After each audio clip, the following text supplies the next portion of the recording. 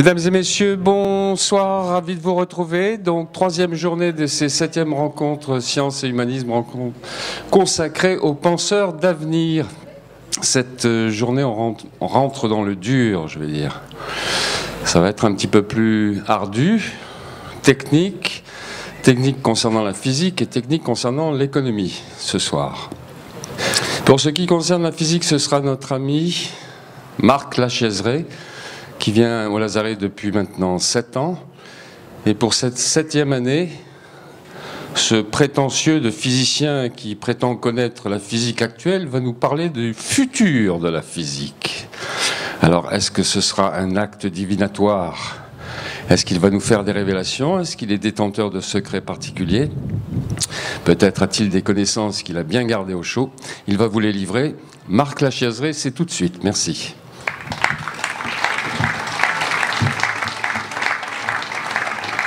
Bonsoir. D'abord, un grand merci évidemment pour l'Héropion et les Olandini qui nous permettent ces rencontres. C'est toujours un émerveillement. Donc on est bien et on est content d'être là. Quant à la physique, bien sûr, on a tous envie de connaître son futur, mais peut-être aussi d'abord son présent. Et quand on s'intéresse au futur, je crois que le mieux, c'est de regarder vers le passé, puisque le futur résulte de l'évolution du présent. Et quand on regarde le passé, c'est-à-dire quand on fait de l'histoire, et dans le cas qui nous intéresse, de l'histoire de la physique, eh bien, on voit comment la physique a évolué. Et il me semble qu'on ne peut pas éviter, si on veut faire de la prospective, si on veut essayer de se demander que va devenir cette discipline, de se demander comment elle a évolué dans le passé. Et je ne dirais pas que la réponse est simple, mais l'histoire des sciences et l'histoire de la physique en particulier est une discipline très développée. Ce n'est pas évidemment mon but de vous faire un cours d'histoire des sciences, mais je voudrais tirer de l'histoire des sciences quelques remarques et voir si ces remarques ne peuvent pas être tournées en règles, finalement, c'est-à-dire l'évolution de la physique et peut-être l'évolution des sciences et peut-être l'évolution de beaucoup de disciplines pourrait obéir à certaines règles universelles. Et si on veut savoir quelles sont ces règles, eh bien, la première chose à faire, c'est de se pencher sur l'histoire passée et de voir si ces candidats règles, c'est-à-dire ces règles possibles, s'appliquent ou pas. Parce que si on dit la physique obéit à telle règle et que l'on voit que cette règle ne s'applique pas du tout à l'histoire passée, c'est pas la peine d'aller plus loin. Alors, l'une de ces règles, c'est finalement que la physique, comme d'ailleurs beaucoup de sciences, procède par révolution. Et on le voit très bien quand on regarde l'histoire de la physique, on voit qu'il y a une époque grecque, une époque arabe, une époque à la Renaissance, une révolution extrêmement importante qui est celle initiée par Newton, qui a duré à peu près jusqu'au XXe siècle, et puis de nouveau une révolution au XXe siècle qui a cette fois la caractéristique d'être une double révolution. Et pour analyser ces révolutions, je vais introduire un terme qui est celui de paradigme, qui a été utilisé et introduit par Thomas Kuhn, qui a écrit un petit livre qui s'appelle « L'histoire des révolutions scientifiques ». Évidemment, c'est finalement une vision un peu simple des choses, et bien entendu, on pourra la critiquer dans la discussion, mais ça donne en tout cas, à mon avis, une première approche pour analyser l'histoire des sciences. L'idée, c'est qu'à un moment donné, on vit dans un paradigme, c'est-à-dire on est tous conscients, physiciens, et d'ailleurs par imprégnation peut-être aussi les artistes, les romanciers et dans la vie courante, on est tous imprégnés d'une conception du monde, d'une conception des choses, d'une conception de l'espace, du temps, de la matière, le tout étant assez bien unifié, étant assez bien codifié par une ou un ensemble de théories physiques, et c'est ça qu'on appelle un paradigme. Alors, comme je ne veux pas remonter trop loin dans l'histoire des sciences, je ne veux pas trop parler du futur, du passé, pardon, dans cette session qui est consacrée au futur, je ne vais pas remonter et voir quels étaient par exemple les paradigmes de nos prédécesseurs grecs, ça nous mènerait trop loin, mais je crois que c'est intéressant d'analyser au moins le paradigme newtonien et de voir comment ce paradigme newtonien s'est cassé au début du XXe siècle pour donner naissance à un nouveau paradigme qui lui-même a des caractéristiques particulières, ce qui nous permettra ensuite de nous poser la question si le paradigme actuel, vous voyez que j'emploie ce mot en abondance, et c'est vrai qu'il reste encore un petit peu vague, mais on peut considérer comme une vision du monde.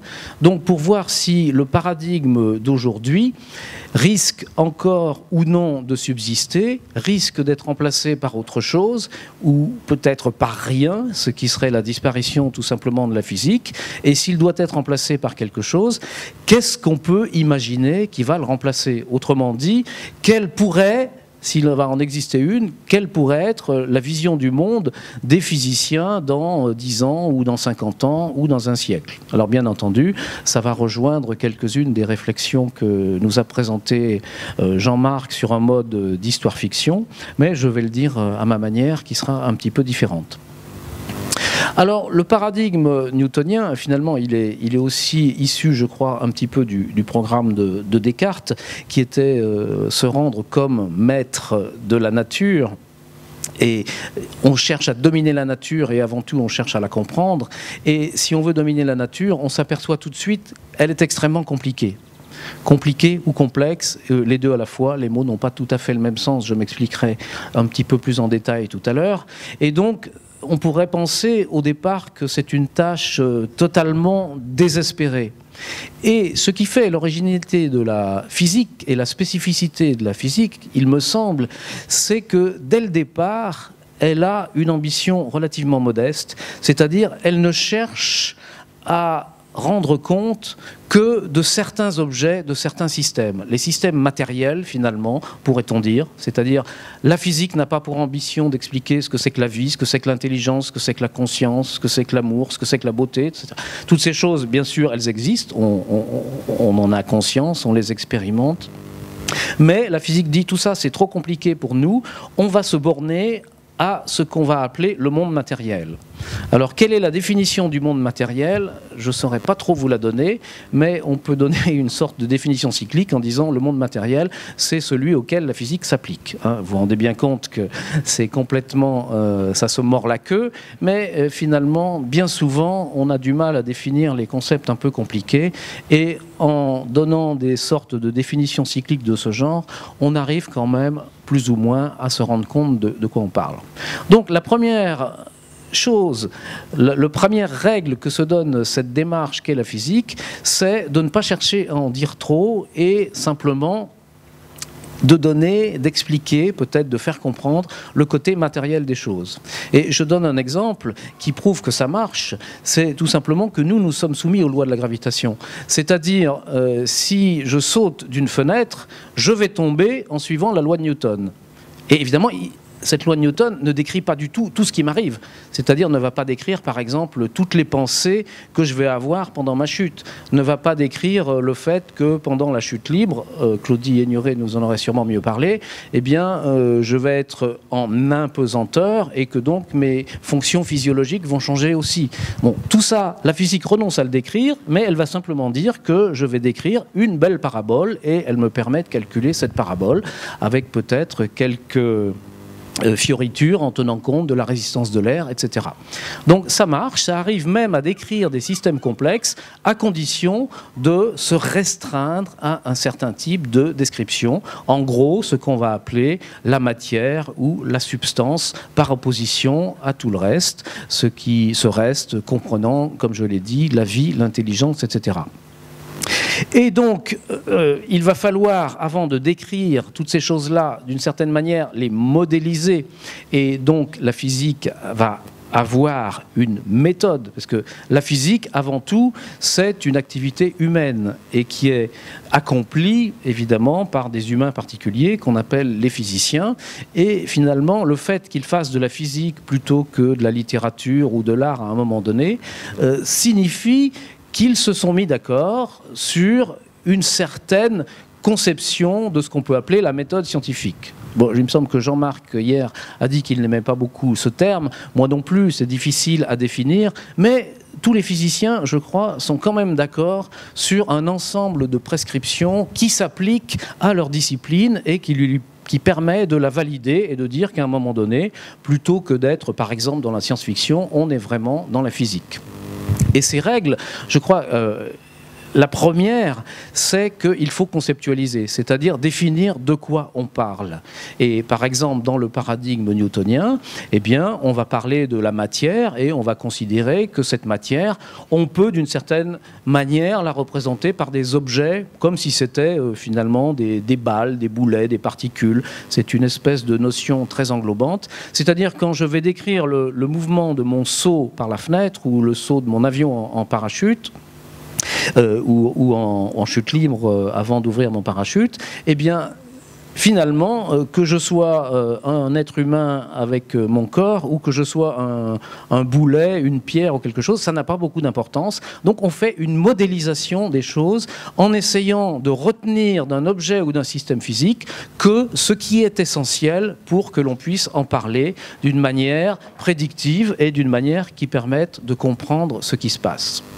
Donc, d'une certaine manière, on va s'intéresser à un système simple, et quand le système est compliqué, on va s'arranger pour simplifier sa description et pour faire comme s'il était un système simple. C'est-à-dire, quand je saute par la fenêtre, moi, je prétends être un système relativement compliqué, mais du point de vue de la physique qui veut étudier mon mouvement, eh bien, on va faire comme si j'étais un simple caillou, donc un système très simple. Et ce qui est extraordinaire, c'est que ça marche. Pourquoi ça marche ?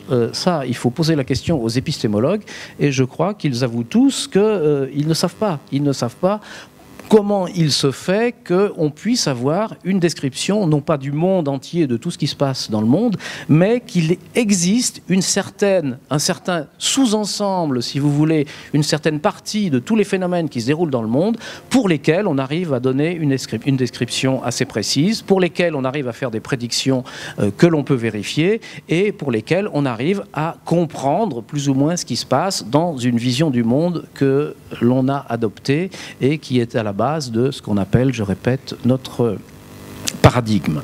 Et donc, cette physique s'intéresse à des systèmes qui sont suffisamment simples pour qu'elle puisse aborder. Et j'insiste là-dessus parce que, justement, quand on va parler de la physique future, je me demande si une des caractéristiques de la physique future, c'est pas de passer des systèmes simples aux systèmes complexes. Et pour le dire d'une autre manière, il me semble que jusqu'à maintenant, et j'inclus des choses qui paraissent très compliquées comme la mécanique quantique, la physique quantique, la relativité générale, la thermodynamique, etc. Il me semble que, aussi compliquées que puissent paraître ces disciplines, elles s'intéressent malgré tout à des systèmes que l'on pourrait qualifier de simples dans un certain sens, dans la mesure où un système donné dépend d'une branche de la physique assez délimitée. On n'a pas besoin de faire appel à toutes les branches de la physique, mais à un certain domaine. Et ce que je qualifierais de système complexe, c'est un système qui, au contraire, doit faire appel à des disciplines très séparées, et même certaines qui sortent du cadre de la physique. Par exemple, la biosphère, évidemment, ou la planète Terre, parce que la planète Terre reçoit des rayonnements du Soleil. La planète Terre est soumise à la gravitation. La planète Terre est sujette à des réactions chimiques, à des réactions nucléaires dans son cœur. Il y a des phénomènes aussi magnétiques. Donc, si l'on veut donner un modèle de la planète Terre, ce qu'on arrive quand même aujourd'hui à faire d'une manière assez raisonnable, pour les autres planètes un petit peu moins bien, pour les étoiles finalement pas trop mal, parce que ce sont des systèmes qui sont complexes, mais qui se laissent assez bien décrire. Donc, on arrive à un certain degré de complexité, d'écrire quelque chose d'aussi compliqué que la planète Terre, pas tout évidemment, mais dans une certaine mesure. Mais il me semble que le progrès que doit faire la physique, un des progrès que doit faire la physique, c'est de s'attaquer à des systèmes encore plus complexes, ou peut-être pas encore plus complexes, mais ces mêmes systèmes avec davantage de précision.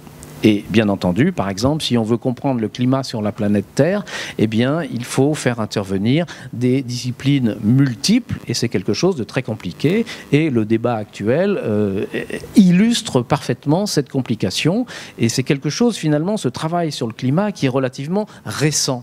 Et ce qu'il me semble, c'est que l'évolution de la physique, pour le climat, mais aussi pour d'autres pour d'autres systèmes, par exemple pour l'univers entier, et l'étude de ce système que constitue l'univers entier, qui bien sûr est un système complexe, c'est ce qu'on appelle la cosmologie, et comme c'est la branche à laquelle je me consacre, j'en parlerai sans doute un peu plus en détail.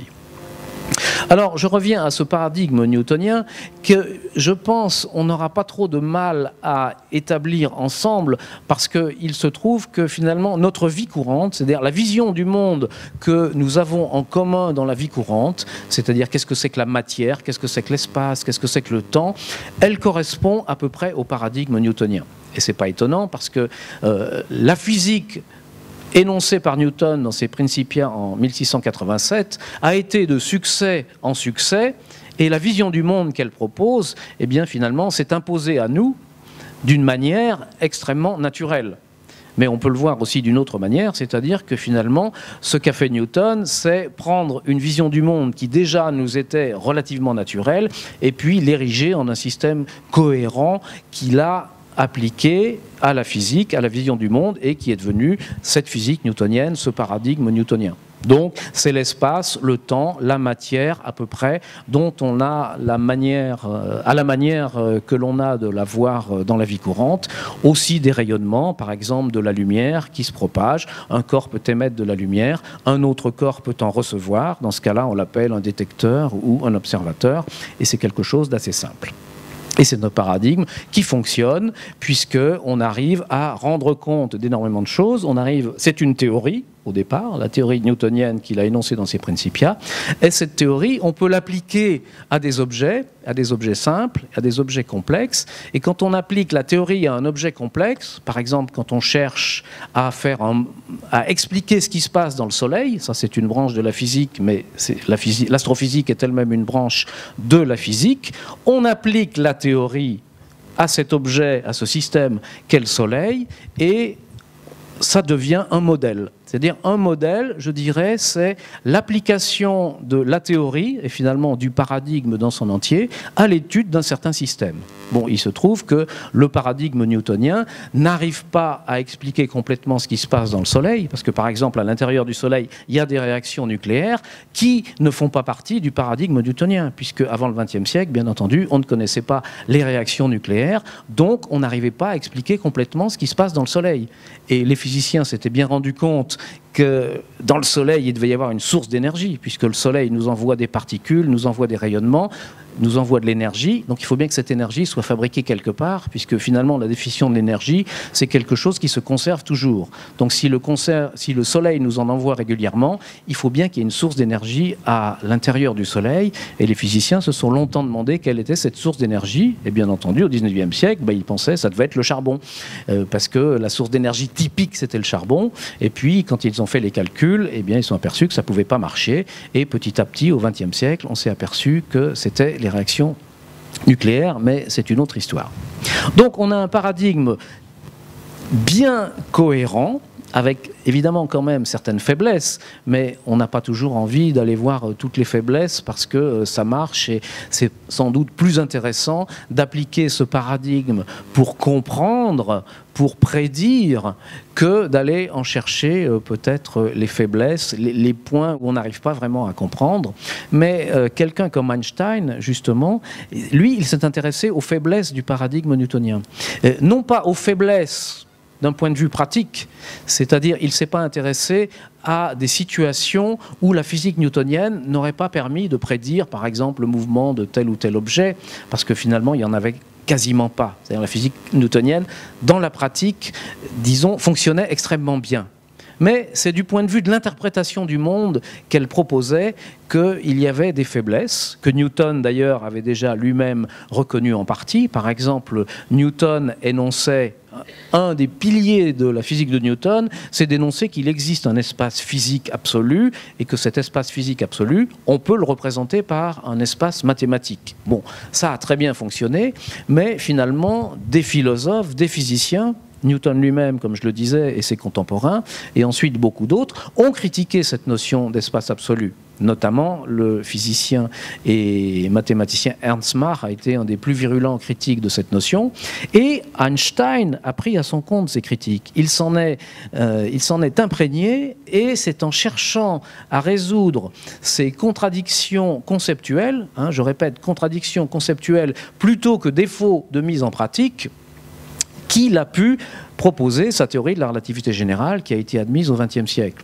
Et la leçon à tirer de ça, c'est que si aujourd'hui nous ne sommes pas satisfaits à 100% de notre physique, et je vais vous indiquer que c'est le cas, je vais vous indiquer pourquoi, la leçon à en tirer, c'est que peut-être, plutôt que de se focaliser sur des situations possibles où on a l'impression que la physique ne marche pas, disons, dans la pratique, peut-être qu'il faut retourner aux fondamentaux et se demander si les conceptions du temps, de l'espace-temps, de la matière, des rayonnements que nous avons ne doivent pas être modifiés. C'est-à-dire que, est-ce qu'il ne faudrait pas modifier le paradigme à la base? Est-ce qu'il ne faudrait pas modifier les principes, les concepts pour avancer? C'est-à-dire faire une révision radicale plutôt que de chercher à modifier les théories, à aller chercher dans les prolongements les plus complexes de la théorie quelque chose qui pourrait résoudre les problèmes auxquels nous sommes confrontés. Et je m'expliquerai un peu plus concrètement tout à l'heure. Et ce qu'il faut comprendre aussi, c'est que la physique se divise en disciplines. C'est-à-dire, lorsque l'on va chercher, par exemple, lorsqu'on va se demander comment la matière interagit avec les rayonnements, c'est-à-dire qu'est-ce qui se passe tout simplement quand on envoie de la lumière sur un objet, ou qu'est-ce qui se passe quand un objet émet de la lumière. Finalement, c'est bien ça, interaction entre matière et rayonnement, sachant qu'aujourd'hui, il y a évidemment d'autres rayonnements que la lumière, comme les infrarouges, les ultraviolets, les rayons X, etc. Donc on cherche à comprendre comment les corps réagissent quand ils sont bombardés par des rayonnements, ou comment, dans quelles conditions, des objets peuvent émettre de tels rayonnements. Évidemment, ça nous intéresse énormément. Bon, c'est toute une branche de la physique. Et d'ailleurs, selon qu'on s'intéresse à la lumière, aux rayons X, aux ondes radio, qui sont toutes des formes différentes de ce qu'on appelle le rayonnement électromagnétique, eh bien déjà, on est dans plusieurs sous-disciplines de la physique. Et puis quand on cherche à comprendre quel type de trajectoire il faut donner à un satellite quand on va vouloir l'envoyer autour de la Lune ou se poser sur la planète Mars, eh bien on est dans une branche complètement différente de la physique. On fait finalement de la balistique, ou on fait de la dynamique, si vous voulez. On cherche à regarder le mouvement des corps dans un environnement donné lorsqu'ils sont soumis à certaines forces, ou en utilisant un terme plus général, à certaines interactions données, à la poussée de leur moteur par exemple. Eh bien on est dans une autre branche de la physique. Et quand on a un système simple, je me répète encore un petit peu, mais un système simple, c'est finalement un système dont on va pouvoir exprimer les propriétés en restant dans un domaine relativement délimité de la physique. Par exemple, bien que le calcul de la trajectoire d'un satellite, d'une sonde que l'on va envoyer sur la planète Mars soit quelque chose évidemment de très compliqué, je dirais que c'est quand même un système simple, parce qu'on va, en première approximation, utiliser une seule loi, qui est la loi de la dynamique de Newton. Bon, c'est un petit peu plus compliqué parce qu'on va se mettre dans le cadre de la relativité, mais c'est quand même un système très simple. Lorsqu'on va étudier l'effet photoélectrique, c'est-à-dire la manière dont le rayonnement lumineux, par exemple ultraviolet, réagit avec, disons, un métal, eh bien c'est quelque chose de très simple, parce que on utilise une loi bien précise, qui dans ce cas-là vont être les lois de la physique quantique. Et d'ailleurs c'est l'étude de ce genre de phénomène qui a été à la naissance de toute la physique quantique. Mais je dirais qu'on reste dans le cadre des systèmes simples. Alors, je reviens à ce paradigme newtonien et surtout donc à son éclatement que je vous ai annoncé au début du XXe siècle. Et la caractéristique de cette révolution scientifique du XXe siècle, c'est qu'elle est double. C'est qu'elle est double parce que le paradigme newtonien, finalement, au lieu de donner naissance à un nouveau paradigme, va donner naissance à deux nouveaux paradigmes. Le paradigme einsteinien d'un côté, ce que l'on appelle souvent les théories de la relativité, et le paradigme quantique. Et on s'est aperçu que ces deux paradigmes, qui tous les deux fonctionnent dans un certain domaine, je m'expliquerai un petit peu plus en détail tout à l'heure, et bien finalement étaient contradictoires. Étaient contradictoires dans la mesure où ils impliquent chacun une vision du monde qui est complètement différente, et même contradictoire de celle de l'autre. Et en même temps, ce que je n'ai pas encore dit, mais que je vous dis maintenant, c'est que quand on fait de la physique, donc le premier pas, le premier stade, c'est de poser des principes et des concepts et définir par exemple quels sont les objets auxquels on s'intéresse. Et le second pas, c'est finalement de construire un modèle mathématique, parce qu'il n'y a pas de physique sans mathématiques. Et pour être un petit peu plus précis, je dirais même sans géométrie. Alors le mot géométrie, il est un peu ambigu parce qu'on a tous fait de la géométrie à l'école, des droites, des triangles, des cercles. Bon, quand j'utilise le mot géométrie, je l'utilise dans un sens un peu plus élargi. Par exemple, je veux parler de la géométrie de l'espace-temps avec sa courbure, c'est de la géométrie. Évidemment, c'est pas une géométrie aussi simple que celle qu'on apprend à l'école. Et quand on fait de la physique quantique aussi, on utilise des concepts mathématiques un petit peu plus compliqués, des espaces de Hilbert, des algèbres d'opérateurs, etc., qu'on exprime souvent dans un langage algébrique, mais ceux qui étaient là l'année dernière ont sans doute compris, à la suite de ce que j'ai dit et ce que Alain Cohn a dit aussi, que finalement l'algèbre et la géométrie, il y avait des passages de l'une à l'autre. C'est-à-dire que quelque chose, un objet qui est de nature géométrique, eh bien finalement on s'est aperçu que l'on peut aussi exprimer toutes ses propriétés d'une manière algébrique et vice-versa. Et celui qui a été à l'origine de cette découverte, eh bien, c'est Descartes.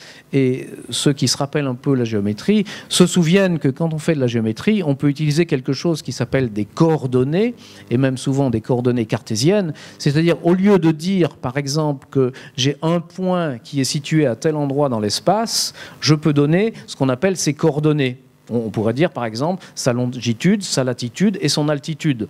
Je donne 3 nombres, et ces 3 nombres, on peut montrer, dans un sens très précis, que ça a une structure d'algèbre. On va appeler ça l'algèbre des coordonnées. Et parler de l'algèbre des coordonnées ou de la position géométrique du point dans l'espace, c'est la même chose. Ce sont 2 langages pour décrire la même chose. Donc, si je dis la physique, c'est de la géométrie, en premier lieu, on pourrait me contester pour dire non, la physique quantique, quand même, ça a été introduit, c'est plutôt de l'algèbre. Mais on sait aujourd'hui que toute cette algèbre, on peut la transcrire dans un langage géométrique.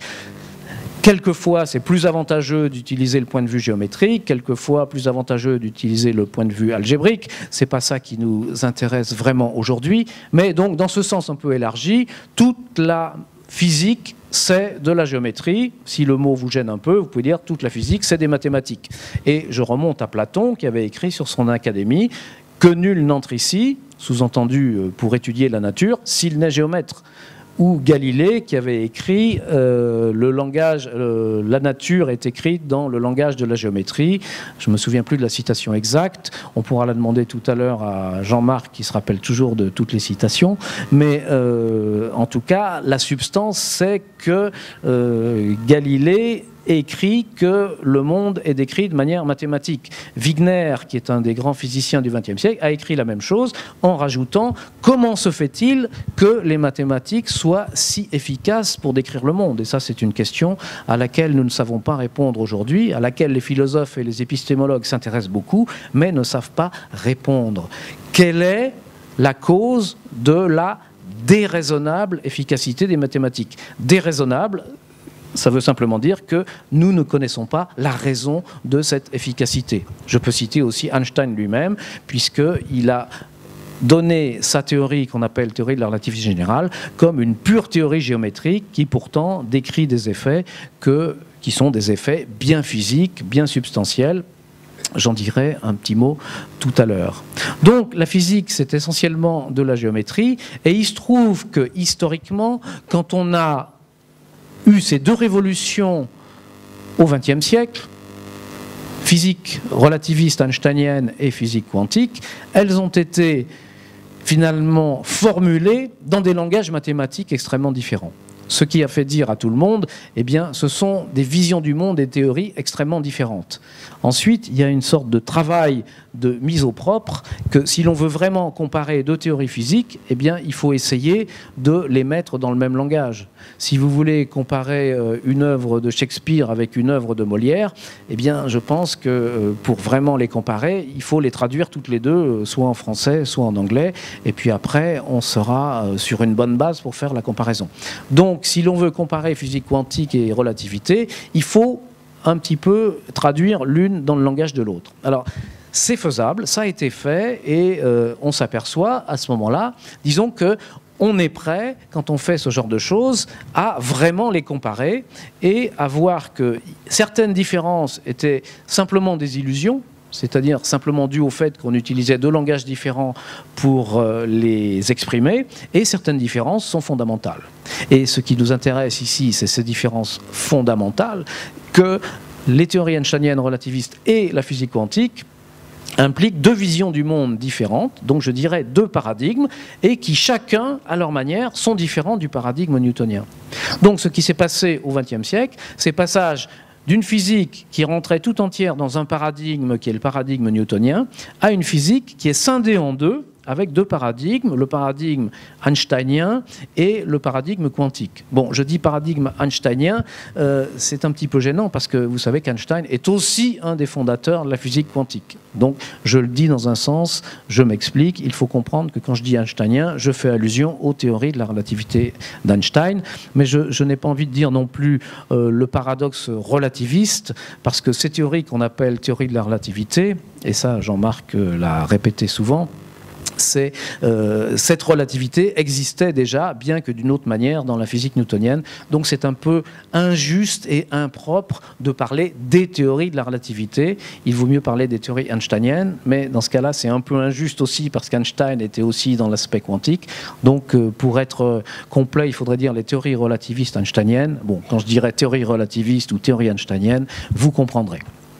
Alors en quoi ces paradigmes diffèrent ?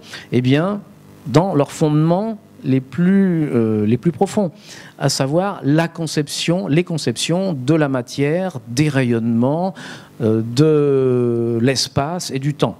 Pour le dire très brièvement, quand on est dans le paradigme einsteinien relativiste, la matière et les rayonnements sont considérés à peu près de la même manière que chez Newton. Autrement dit, on peut à peu près dire que les objets, ce sont des points matériels qui se déplacent dans l'espace-temps. Alors justement, l'espace-temps, alors ce qu'il y a d'important en relativité, c'est que les notions d'espace et de temps disparaissent et sont remplacées par quelque chose de plus global qu'on appelle l'espace-temps. Et que finalement, au lieu de dire qu'un objet est un point qui se déplace dans l'espace, on va plutôt dire qu'un objet est une ligne dans l'espace-temps, sachant que cette ligne, c'est l'ensemble de toutes les situations qu'il a vécues depuis sa naissance jusqu'à la mort. C'est-à-dire, chaque point de cette ligne est un instant. C'est-à-dire, moi, je suis une ligne d'univers, le moment où je vous parle, c'est un point de cette ligne. Ce que j'ai fait hier, c'est un point de cette ligne qui est un peu plus bas. Ce que j'ai fait avant-hier, un peu plus bas. Ce que je ferai demain, c'est un point en haut de cette ligne, etc. Donc, je suis une ligne comme ça. Voilà la conception que l'on a de la matière et du cadre qui s'appelle l'espace-temps, dans lequel les phénomènes ont lieu en relativité. En physique quantique, c'est pas du tout ça. C'est cette conception de la matière localisée quelque part, serait-ce sur un point ou sur une ligne, elle est abandonnée. Et la matière, c'est quelque chose qui est diffus, qui occupe l'ensemble de l'espace. Alors, bien entendu, quand on regarde les choses à notre échelle, on a l'impression que les objets sont localisés. Je suis ici, je ne suis pas là. Mais quand on regarde de très près au niveau microscopique, eh bien, on s'aperçoit que vraiment les choses se passent comme ça. On a quelque chose qui s'appelle la non-localité, qui est très compliqué à comprendre, qui est vraiment contraire à notre intuition, mais on s'aperçoit que quand on veut décrire les phénomènes à l'échelle microscopique, on n'a pas le choix, on est obligé de tenir compte de cette non-localité. Autre caractéristique de la physique quantique, la notion de matière et la notion de rayonnement sont unifiées, c'est-à-dire tous les deux sont écrits de la même manière, alors que dans la vie courante, quand je vous parle d'un bombardement ou simplement d'un éclairage lumineux, c'est du rayonnement, et quand je vous parle d'une table, c'est de la matière. C'est dur, on peut le toucher, on peut le déplacer, donc c'est quelque chose de très différent. Du point de vue quantique, c'est à peu près la même chose. Bon, je ne veux pas rentrer dans les détails, mais c'est simplement pour vous dire qu'aujourd'hui, dans la physique, on a deux paradigmes complètement différents, deux visions du monde complètement contradictoires, et si l'on veut aller plus loin, se placer à un point de vue ontologique, c'est pas forcément le but des physiciens, mais c'est le but, en tout cas, de tous ceux qui réfléchissent sur la physique, les philosophes des sciences, les épistémologues, eh bien, s'ils se disent quelle est la vraie, entre guillemets, vision du monde, eh bien, ça ne peut pas être les deux. Peut-être que c'est l'une, peut-être que c'est l'autre, ou peut-être que c'est quelque chose d'encore plus compliqué qu'on n'a pas trouvé, et que peut-être qu'on ne trouvera jamais d'ailleurs. Alors ça, on va commencer, si je pose cette question, à rentrer dans le vrai sujet de ce soir, c'est-à-dire quelle est la physique du futur, quelle est la conception du monde que l'on aura dans le futur. Est-ce que ça va être plutôt dans le sens de la physique einsteinienne relativiste, c'est-à-dire qu'on va complètement abandonner le temps et l'espace, mais garder une conception de la matière un peu solide, ou bien est-ce que c'est plutôt du côté quantique, c'est-à-dire du côté relativiste, enfin je m'embrouille, mais vous avez compris, ou bien est-ce que finalement on va adopter quelque chose de nouveau, et ce quelque chose de nouveau, eh bien on peut se demander qu'est-ce que ça va être. Est-ce que ça ne va pas être un mélange des deux ? C'est-à-dire, on sait que dans la physique relativiste, c'est pas parfait, mais il y a du bon. On sait que dans la physique quantique, c'est pas parfait, mais il y a du bon. Est-ce qu'on peut pas prendre le bon qu'il y a ici, le bon qu'il y a là, et faire du meilleur ? Par exemple, faire une théorie qui serait quantique et relativiste, ce que les gens appelleraient la gravité quantique. Bon, il y a des physiciens qui espèrent qu'on va arriver à quelque chose comme ça, et qui travaillent sur des théories de gravité quantique. Bon, c'est mon cas, par exemple. Je travaille sur des théories de gravité quantique. Ça ne veut pas dire que je sois persuadé à 100% qu'on va arriver à en construire une un jour. Mais en tout cas, c'est quelque chose qui est extrêmement intéressant, pour lequel nous avons des pistes. Et si c'est le cas, ça veut dire quoi ? Si on arrive à faire quelque chose comme ça, une théorie de gravité quantique. Alors, revenons sur cette révolution quantique. Qu'est-ce qu'elle nous dit ? Elle nous dit que finalement, la conception de la matière que nous avions avant, que nous avions à l'époque newtonienne, n'est pas la bonne, qu'il faut la remplacer par une autre.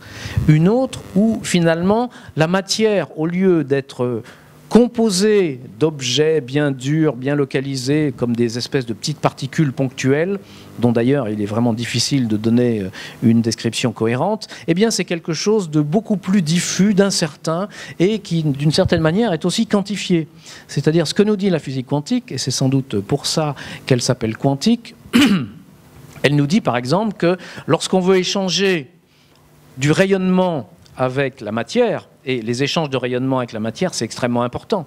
Ne serait-ce que quand on voit, qu'est-ce qu'on fait ? Eh bien, un échange du rayonnement lumineux qui nous arrive avec la matière, en premier lieu de notre rétine. Et puis après, ça va par le nerf optique beaucoup plus loin. Et quand aussi on voit un objet, ça veut bien dire que cet objet nous envoie de la lumière. Soit de la lumière qu'il réfléchit depuis celle du soleil, ou bien de la lumière qu'il fabrique lui-même si on regarde une lampe à incandescence ou une LED, quelque chose. Donc, les interactions entre matière et rayonnement, c'est quelque chose d'extrêmement important que la physique doit permettre de traiter. Donc on peut s'intéresser à ceci. On peut s'intéresser également à la propagation des satellites dans l'espace, et dans ce cas-là, on s'intéresse à autre chose. Mais ce qui est intéressant, c'est qu'on arrive à faire de la physique aujourd'hui, parce que quand je m'intéresse aux interactions matière-rayonnement, je suis dans le paradigme de la physique quantique, et finalement je n'ai jamais besoin de tenir compte du fait qu'on n'est pas dans l'espace et dans le temps, mais dans l'espace-temps, qu'en plus cet espace-temps est courbe. À l'échelle des phénomènes que je regarde, ça n'a quasiment aucune influence. Donc, je peux m'en occuper, c'est très intéressant. Quand je m'intéresse à mon satellite qui se balade dans l'espace, bon, là, il faut que je tienne compte du fait que je suis dans l'espace-temps, et dans l'espace-temps courbe. Si j'essaye de raisonner en termes d'espace et de temps à la Newton, je n'y arrive pas. Vous avez tous entendu parler de l'exemple du GPS, Global Positioning System. Qu'est-ce qu'on fait quand on essaye de se servir d'un petit GPS ? Eh bien, en fait, on communique avec des satellites qui sont en orbite autour de la Terre. On envoie des signaux, on reçoit les signaux, on mesure les temps de propagation des signaux, on les convertit d'une certaine manière en distance, et finalement, on se retrouve à faire de la triangulation. exactement le même principe que la triangulation quand on est en mer. On prend 3 repères sur la côte, on mesure les angles et on arrive à retrouver sa position. Donc c'est la même chose, mais ce qu'on a découvert lorsqu'on a mis au point le système GPS, c'est qu'on ne pouvait pas le faire dans le cadre newtonien. C'est-à-dire, si vous supposez qu'il existe un temps qui s'écoule à l'échelle du système solaire, il n'y a pas moyen de faire un système qui marche. On est obligé de se placer dans le paradigme relativiste, où on se situe dans l'espace-temps, où il n'existe pas un temps qui s'écoule, qui serait commun aux satellites et sur la Terre, mais on est obligé de tenir compte de ce que nous disent les théories relativistes einsteiniennes, à savoir qu'il y a un temps propre qui s'écoule sur la Terre, c'est celui qu'on peut lire à notre montre, c'est celui qui nous permet d'être tous ensemble à 6h30 ici. Il y a un temps propre qui s'écoule dans le satellite, mais les deux choses n'ont rien à voir l'une avec l'autre. Et donc finalement, on peut essayer de les mettre en correspondance, mais pour les mettre en correspondance, il faut connaître la théorie de la relativité, il faut faire des calculs assez complexes, et si on ne les fait pas, eh ben, le GPS ne marche pas du tout. Il va dériver de plusieurs dizaines de mètres en 1 heure. Donc, ce n'est pas quelque chose d'abstrait, cette nouvelle vision du monde, c'est quelque chose d'extrêmement concret. Et donc, si l'on veut maintenant construire cette fameuse théorie de gravité quantique, ça veut dire qu'il va falloir appliquer, sans doute, à la géométrie même de l'espace-temps, cette chose nouvelle qu'a introduite la relativité, les règles de la physique quantique. Autrement dit, cet espace-temps, au lieu d'être un espace-temps géométrique, qui certes a des propriétés bizarres parce qu'il est courbe, mais il est quand même bien rigide, et de dire qu'il devient flou, qu'il devient quelque chose, qui devient quantique finalement. Le problème, c'est qu'aujourd'hui, personne ne sait ce que ça pourrait être un espace-temps quantique. Et c'est quelque chose que nous cherchons. Mais en tout cas, on sait que probablement, un espace-temps quantique, c'est quelque chose où si je vous donne une surface, eh bien, on ne peut pas vraiment dire « elle a telle valeur ». Si je vous donne une surface, bon, ben, elle a... C'est 3 mètres carrés avec une certaine probabilité, mais c'est 2 mètres carrés aussi avec une autre probabilité. De la même manière que quand on parle d'une particule en physique quantique, on ne peut pas dire la particule est ici ou elle est là. On va dire bah, la particule elle est ici, elle est 50% ici, elle est 50% là. Vous allez me dire qu'est-ce que ça veut dire? La particule elle est forcément quelque part. Eh bien non, en physique quantique, la particule n'est pas forcément quelque part. Et la manière correcte de le dire, c'est que le concept de particule n'existe pas. Le problème, c'est qu'avec toute notre formation à l'école qui est encore dans le paradigme einsteinien, on a l'habitude de décrire la physique en termes de particules. Autrement dit, quand on voit de la matière, on se dit « Ah, il y a des particules ». Et si on veut se demander où est la particule est, pas moyen d'avoir une réponse. Elle est à la fois ici ou là. Bon, la bonne réponse, c'est de dire le concept de particule n'est pas adapté à la physique quantique. Il faut utiliser autre chose, et ce quelque chose, on sait très bien ce que c'est, ce sont les notions quantiques, fonctions d'onde ou quelque chose comme ça, et on sait très bien s'en sortir. Et donc, ce qui nous manque, c'est d'avoir un moyen de décrire la physique quantique en termes de la vie de tous les jours. Mais ça n'existe pas, il faut bien s'en rendre compte. Et c'est pareil pour la relativité. On voudrait décrire les choses en termes de temps, c'est-à-dire on va dire ce satellite, il est à tel instant, à telle position. En relativité, ça n'a aucun sens. On a quand même envie de le faire, parce qu'on est tous imprégnés du paradigme einsteinien, mais, du paradigme newtonien, mais on ne peut pas. Bon, donc vous voyez bien cet effort, je ne veux pas rentrer plus loin dans les détails, d'autant plus que j'en ai déjà parlé ici, mais de faire converger 2 paradigmes. Et pourquoi je vais si loin dans les détails ? Parce que finalement, ce sur quoi j'insiste, c'est qu'il faut revenir aux bases. C'est-à-dire qu'il me semble que la physique ne pourra pas progresser. Et donc, s'il existe une physique dans l'avenir, c'est une physique qui aura totalement renouvelé ses bases et qui aura été encore plus loin dans la remise en question des concepts fondamentaux. Le problème, c'est que depuis 1 an déjà, la révolution quantique et la révolution einsteinienne ont été accomplies. Et qu'aujourd'hui encore, il y a une grande partie des physiciens qui utilisent encore le paradigme newtonien. C'est-à-dire qu'il y a encore beaucoup de physiciens, même dans les cours, qui continuent à présenter les expériences de physique quantique en disant on envoie une particule et la particule passe finalement à la fois ici et là, qui n'est pas le langage adapté. Ceux qui enseignent la relativité continuent à dire il y a un temps qui s'écoule, mais le temps est contracté ou dilaté. Qu'est-ce que ça veut dire un temps contracté? Une durée contractée ou dilatée, ça ne veut absolument rien dire. Donc ils continue à utiliser les concepts qui ne s'appliquent pas. Et on a eu l'illustration il n'y a pas très longtemps. Vous savez qu'il y a eu une grande annonce médiatique disant qu'on avait mesuré des neutrinos qui allaient plus vite que la lumière. Bon. Tout ça, c'était le résultat d'une erreur dans une expérience extrêmement compliquée. Donc, on ne va sûrement pas jeter la pierre aux physiciens d'avoir fait une erreur, parce qu'il y a des millions de sources d'erreurs possibles, et c'est même presque un miracle qu'il n'y en ait pas eu davantage. Donc, tout le monde fait des erreurs sans arrêt, et quand on ne les trouve pas, c'est tout à fait légitime de dire on est coincé, on ne trouve pas. Mais ce qui a été absolument, qui m'a beaucoup scandalisé, c'est qu'on est dans une situation où il y a des particules qui vont très vite, donc presque à la vitesse de la lumière. C'est donc ce qu'on appelle une situation relativiste. Et on a vu un article signé par 100 personnes pour annoncer cet effet, qui parlait encore de cette manip dans le langage newtonien, c'est-à-dire en disant on mesure des vitesses en divisant des durées par des temps de vol.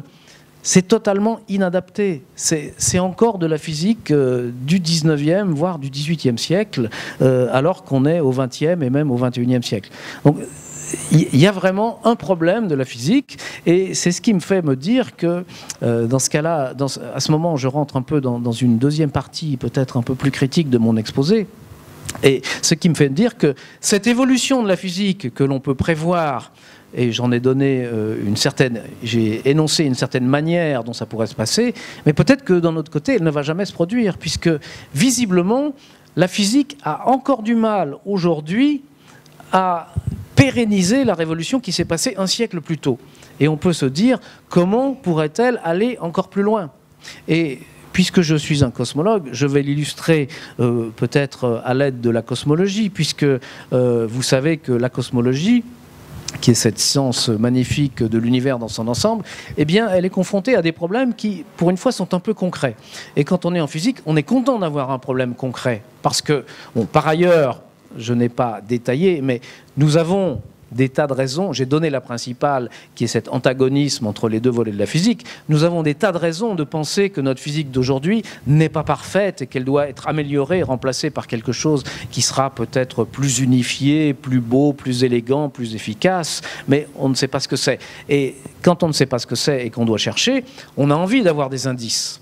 Et rappelez-vous, Einstein, quand il a cherché à partir de la physique d'Einstein quelque chose de plus général, il n'avait pas d'indice. Il y avait un seul indice peut-être qui était une anomalie dans la planète Mercure, mais Einstein ne s'en est pas servi. Dès qu'il a eu sa théorie, il a effectivement appliqué à ça et il a vu que ça marchait, mais ça n'était pas du tout le moteur de sa recherche. Et nous, on a envie d'avoir des indices. Et il se trouve que dans la physique, il y a plusieurs endroits où il y a des choses qui nous gênent un peu. Bon, une des choses qui nous gêne, c'est par exemple que cette fameuse physique quantique, on a du mal à l'interpréter. C'est-à-dire qu'on sait à peu près quels sont les concepts, les notions fondamentales que l'on doit utiliser de manière cohérente pour faire de la physique quantique, mais on n'arrive pas finalement à se construire une vision du monde à partir d'elle qui nous satisfasse. Et il y a énormément de philosophes, d'épistémologues, de physiciens aussi d'ailleurs, et même de personnalités de toutes les disciplines, puisqu'il y a aussi beaucoup de romanciers, beaucoup d'artistes qui se sont inspirés de ces problèmes. On n'arrive pas à exprimer avec un langage que l'on puisse comprendre en dehors du langage mathématique, on n'arrive pas à exprimer cette vision du monde qui correspond à la physique quantique. Donc, on cherche des indices, et il se trouve que la cosmologie, on l'aime beaucoup parce qu'elle nous pose deux problèmes qui sont, qu'on a déjà évoqués ici, qui sont le problème de la masse cachée et le problème qu'on appelle le problème de l'énergie noire. Ce sont des mots que je n'aime pas du tout, mais puisque tout le monde les utilise, je les utilise aussi, qui sont finalement des phénomènes que l'on n'arrive pas à comprendre. Et quand on a un phénomène que l'on n'arrive pas à comprendre, on se dit c'est très intéressant, parce que c'est peut-être justement en essayant de comprendre ce qui se passe dans cette situation qu'on va trouver des indices qui vont nous mettre sur la voie de la construction d'une nouvelle théorie. Un peu quand dans un roman policier, on essaye de reconstituer ce qui s'est passé, puis il y a un petit indice qui est un peu bizarre, et c'est en suivant ce petit indice que finalement le policier, le Sherlock Holmes, va réussir à trouver le coupable. Donc on a ces deux questions. Et Je pense qu'il y a un problème assez fondamental dans la manière où ces questions sont abordées, et je vais m'expliquer. Je vais par exemple prendre la question de la masse cachée. La question de la masse cachée, encore une fois, je répète, très mauvaise appellation, vous allez voir pourquoi, c'est quelque chose qui tourmente les astronomes depuis à peu près un siècle. Le problème, c'est quoi? Le problème, c'est qu'on observe les galaxies. Une galaxie, un peu comme le système solaire, ça tourne. Le système solaire, ce sont les planètes qui tournent autour du Soleil. La galaxie, ce sont les étoiles qui, dans leur ensemble, tournent autour du centre de la galaxie. Bon, il y a des lois de la dynamique qu'on connaît bien. Si on était au XVIIIe siècle, on utiliserait les lois de Newton. Aujourd'hui, on utilise les lois de la relativité générale. Et on fait l'analyse dynamique d'une situation comme ça, et on s'aperçoit que ça ne marche pas. Qu'est-ce qui ne marche pas? On s'aperçoit que les étoiles sont beaucoup plus rapides par rapport à la masse totale de la galaxie, telle qu'on l'estime, qui finalement n'est pas capable de les retenir. Autrement dit, pour le dire d'une autre manière, la masse de la galaxie telle que l'on observe n'est pas suffisante pour retenir les étoiles qui donc devraient s'éparpiller dans l'espace. Donc au départ, vous voyez, le problème, c'est un problème de dynamique. Quelle est la solution de ce problème? Donc ça fait, je répète, à peu près un siècle que les astronomes se demandent. Et puis c'est pas seulement les galaxies, c'est aussi les amas de galaxies. Bon, mais prenons les galaxies, c'est plus simple. Donc la première réponse, une des premières réponses qui est venue à l'esprit, c'est que comment estime-t-on la masse d'une galaxie? Bon, ben dans une galaxie, on voit des étoiles. On va compter les étoiles. On connaît à peu près la masse des étoiles, parce qu'une étoile, c'est comme le Soleil. Donc, il y en a qui sont plus grosses, plus petites, mais on connaît à peu près. Donc, on compte les étoiles, on additionne toute leur masse, et puis ça fait la masse de la galaxie. Et comme cette masse, on la voit, on l'appelle la masse visible. Et c'est cette estimation-là qui, utilisée dans les calculs, conduit à ce problème. Bon, bah... Première réaction assez naturelle et assez logique, c'est de dire, bon, ben, il y a cette masse visible, mais il y a aussi de la masse invisible. Et elle est invisible, donc on ne la voit pas. Pourquoi on ne la voit pas? Ben, parce que ça ne brille pas comme les étoiles, etc. Bon, idée tout à fait naturelle. Sauf que maintenant, il faut se dire, bon, ben, très bien, c'est donc une réponse possible au problème. Ce n'est pas le problème de la masse cachée, mais vous avez compris que la masse cachée est une réponse possible à ce problème dynamique. Très bien. Réponse possible, mais il faut aller un petit peu plus loin. Si on dit qu'il y a de la masse cachée, ben, qu'est-ce que c'est cette masse cachée? Est-ce que c'est plutôt des petites particules, des gros objets, des trous noirs, du gaz, un fluide? Qu'est-ce que c'est? On a passé en revue toutes les hypothèses.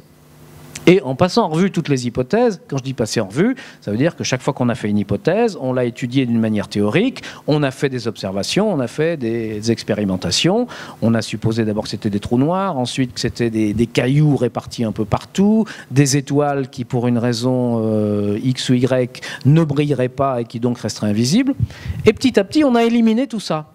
C'est-à-dire que tous les candidats auxquels on pouvait penser qui étaient, disons, qui ressemblaient un petit peu à quelque chose qu'on connaît, ont été éliminés. Donc ça a pris à peu près jusqu'à la charnière, disons, du XXe, du XXIe siècle, où on est arrivé dans une situation où l'on se disait, bah, ça ne peut rien être de ce qu'on connaît. Donc si c'est finalement de la masse cachée la réponse au problème, ça doit être quelque chose qu'on ne connaît pas. Qu'est-ce qu'on ne connaît pas? Bah, ça peut être par exemple des particules nouvelles. Et quand on regarde les physiciens des particules, ils nous disent, bon, bah, nous on a un modèle qui décrit à peu près les particules qu'on connaît, qui est le modèle standard, mais dans ce modèle, il n'y a pas de raison impérieuse qui interdise l'existence d'autres particules. Donc on peut faire l'hypothèse qu'il existe d'autres particules. Bon, bah, très bien, peut-être que dans les galaxies, il y a des particules qu'on ne connaît pas encore, et qui seraient tellement nombreuses, il en faut énormément, mais peut-être qu'elles seraient tellement nombreuses qu'à elles toutes, elles constitueraient cette masse cachée. Alors, ces particules, il faut qu'on ne les voit pas. Donc, ça ne peut pas être des particules qui émettent du rayonnement électromagnétique, parce qu'on les a cherchées en lumière, on les a cherchées en infrarouge, en rayons X, on ne les voit pas. Donc, elles n'émettent aucun rayonnement. Par ailleurs, comme on voit les objets aussi derrière les galaxies, elles n'absorbent aucun rayonnement. Donc ça veut dire des particules qui n'émettent aucun rayonnement, qui n'absorbent aucun rayonnement.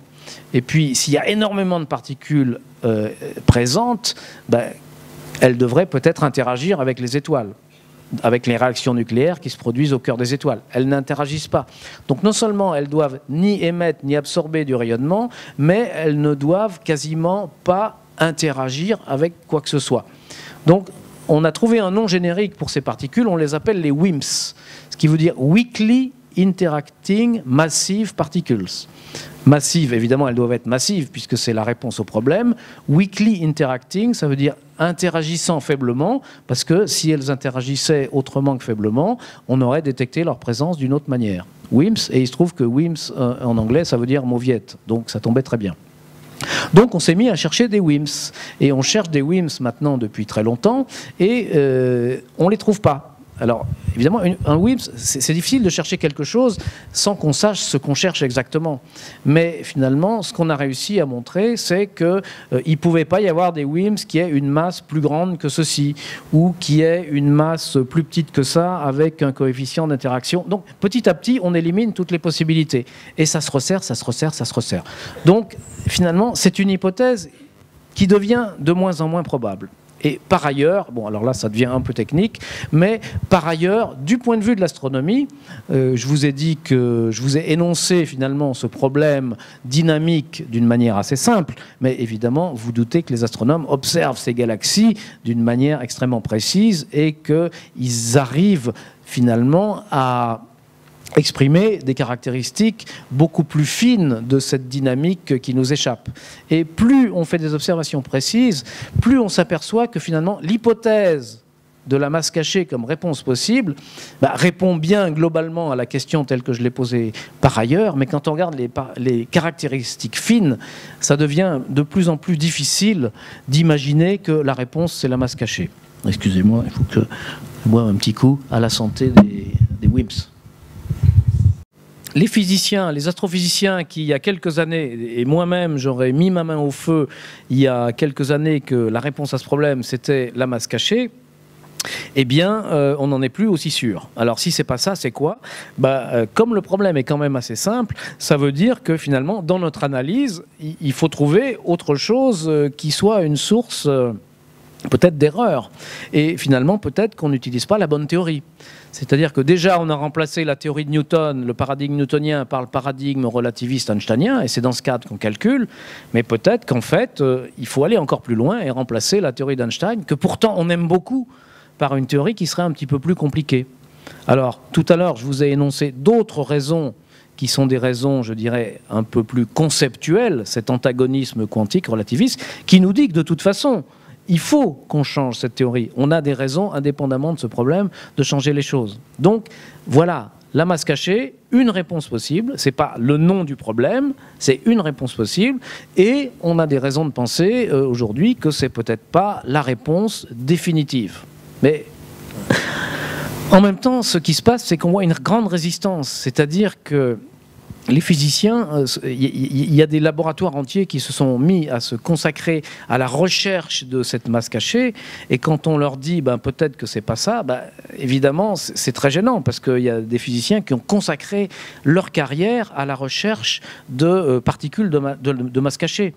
Et donc on voit se dessiner, dans ce cas particulier, mais c'est un cas que je décris parce que je le connais bien, mais on voit qu'un obstacle au progrès de la physique, c'est une espèce d'inertie et que finalement, en général, pour des raisons bonnes ou mauvaises, les physiciens ont toujours une résistance à changer de paradigme. Alors c'est pas forcément malsain, parce que d'un autre côté, il ne faut pas se précipiter dès qu'il y a une difficulté, à se dire il faut tout mettre par terre et reconstruire.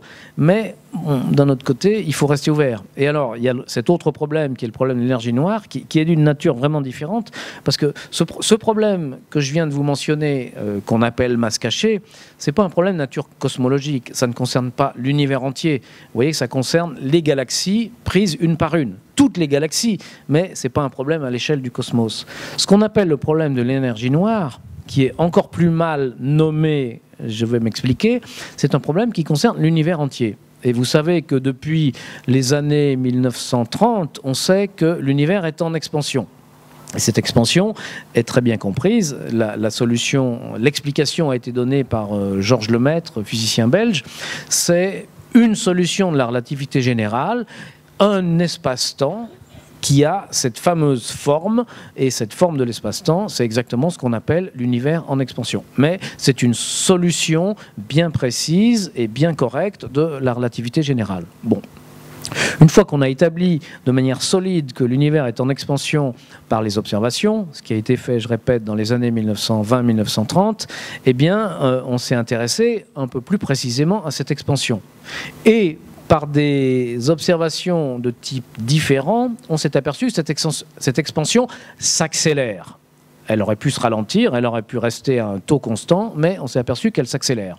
Or, cette accélération, c'est un mystère. Pourquoi? Parce que l'univers est rempli de matière. Et la matière, on sait que, en général, elle a un effet gravitationnel attractif. Le Soleil attire la Terre attire la Lune. Le Soleil attire mon micro si je le lâche. Non, je ne vais pas le faire. Mais donc, la matière est attractive. Et l'attraction gravitationnelle que l'univers, avec toute la matière qu'il contient, exerce sur lui-même, a tendance à ralentir l'expansion. Donc, quand on était après les années 1930, il était presque évident pour tout le monde que l'expansion devait se ralentir. L'univers devait décélérer. Or, on s'est aperçu qu'il accélérait. Quelle est la raison de cette accélération? Ça peut évidemment pas être de la matière ordinaire, parce que plus on met de matière, plus ça ralentit, plus ça décélère. Donc c'est autre chose. Quelle autre chose? Alors là aussi, il y a plusieurs réponses possibles. Il y a une réponse... Alors, il y a une véritable bataille, il faut bien vous dire, dans le clan des cosmologues. Donc, moi, je suis d'un côté. Je vais d'abord vous donner mon point de vue, mais ensuite, je vous expliquerai l'autre point de vue, qui est justement ce qu'on appelle l'énergie noire. Donc, voilà pourquoi je n'aime pas qu'on appelle ce problème de l'énergie noire, parce qu'on a un problème qui est expliquer l'accélération de l'univers. Il y a une réponse possible, qui est l'énergie noire, mais moi, c'est la réponse que j'estime qui n'est pas la bonne. Donc, je ne suis pas content quand on appelle ce problème le problème de l'énergie noire. Donc, la réponse qui est la mienne, c'est ce qu'on appelle la constante cosmologique, qui est quelque chose que Einstein avait introduit bien avant que l'on découvre l'expansion accélérée, qu'Einstein avait introduite, bien qu'il n'aimait pas beaucoup cette idée, mais qu'ensuite Georges Lemaître, le père des modèles en expansion, avait développé, et il avait donné des tas d'arguments pour cette chose-là. Et précisément, bon, je vais passer les détails, mais ce que prédit cette constante, ce qu'elle prédisait bien avant qu'on observe l'accélération, c'est très exactement que l'expansion de l'univers doit s'accélérer. Et je me souviens que quand je faisais de la cosmologie il y a 40 ans, je disais, mais cette constante, je pense qu'elle doit exister. Et on était quelques cosmologues à dire ça. Et on nous répondait, mais évidemment qu'elle n'existe pas, parce que si elle existait, l'expansion de l'univers serait accélérée. À la suite de quoi, on découvre que l'expansion de l'univers est accélérée. On se dit, enfin, les gens vont accepter l'existence de cette constante. Eh bien non, ils ont dit, non, cette constante, on n'en veut pas. On va supposer qu'elle n'existe pas. Et si on suppose que cette constante n'existe pas, alors il faut répondre au problème de l'accélération de l'univers. Et ils ont dit, eh bien, on va supposer qu'il existe un truc qui s'appelle l'énergie noire, dont l'effet est d'accélérer l'expansion de l'univers. Et bien, encore une fois, c'est rien de ce qu'on connaît. C'est pas de la matière, c'est pas du gaz, c'est pas quelque chose comme ça. Ça ne peut pas, cette fois, être des particules, parce que les particules, par exemple, celles qui constitueraient la matière noire, ce sont des particules massives qui exercent une attraction gravitationnelle et qui donc va aussi ralentir l'expansion. Donc c'est pas quelque chose de ce genre-là, c'est quelque chose qui n'existe pas dans la physique d'aujourd'hui. Donc parler d'énergie sombre, c'est dire... On suppose que dans la physique future, il va exister quelque chose qui a la propriété d'exercer une attraction gravitationnelle répulsive. Bon, pourquoi pas? Je veux bien, c'est une hypothèse sensée, raisonnable, mais je constate quand même qu'on a une autre solution beaucoup plus simple, beaucoup plus naturelle, beaucoup plus économique et qui marche parfaitement.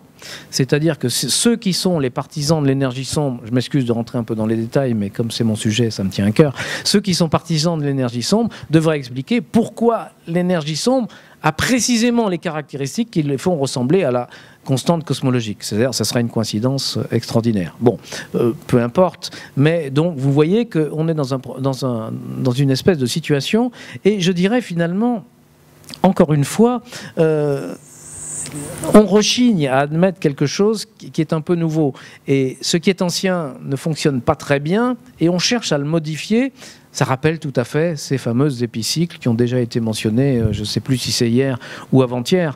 C'est-à-dire on cherche à sauver les phénomènes. On est en face d'une situation qu'on ne comprend pas et au lieu de se dire eh bien, on va essayer de trouver une nouvelle physique cohérente, eh bien, on essaye de bricoler avec la physique que l'on a. C'est-à-dire, au lieu de montrer, d'admettre, comme l'a fait Kepler à la charnière du XVIe et du XVIIe siècle, que les orbites des planètes sont elliptiques, on cherche à expliquer les orbites des planètes par des épicycles, c'est-à-dire à des combinaisons extrêmement compliquées de cercles. Il y en avait à l'époque de Copernic plus de 70 pour expliquer, enchevêtrés, pour expliquer les mouvements dans le système solaire.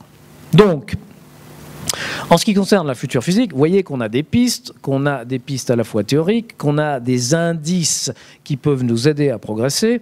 Et alors, que faire? Et je vais terminer par là. C'est-à-dire, ce sont des sortes de pronostics, et même pas de pronostics, de voies que l'on peut explorer. Je vous ai dit tout à l'heure, la physique, c'est de la géométrie. Depuis Platon, et même d'une certaine manière encore avant, jusqu'à Einstein, et même plus loin qu'Einstein, jusqu'à aujourd'hui, la physique, c'est toujours de la géométrie.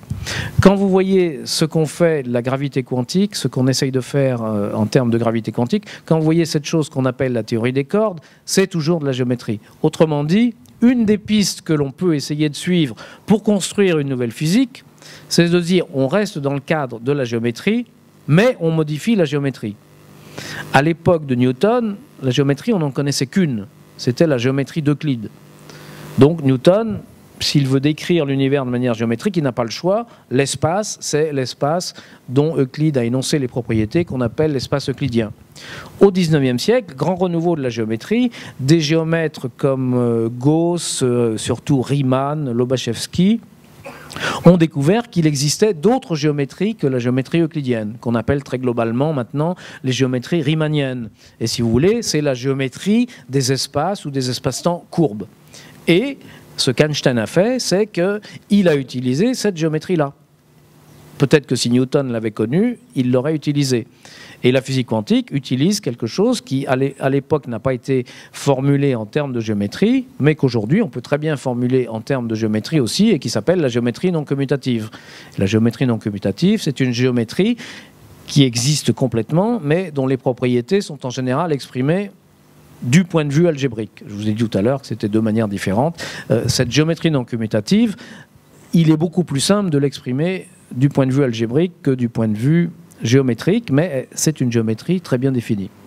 Bon, mais on veut aller encore plus loin. Comment faire? Comment faire pour construire la géométrie qui sera celle de la physique peut-être du siècle suivant?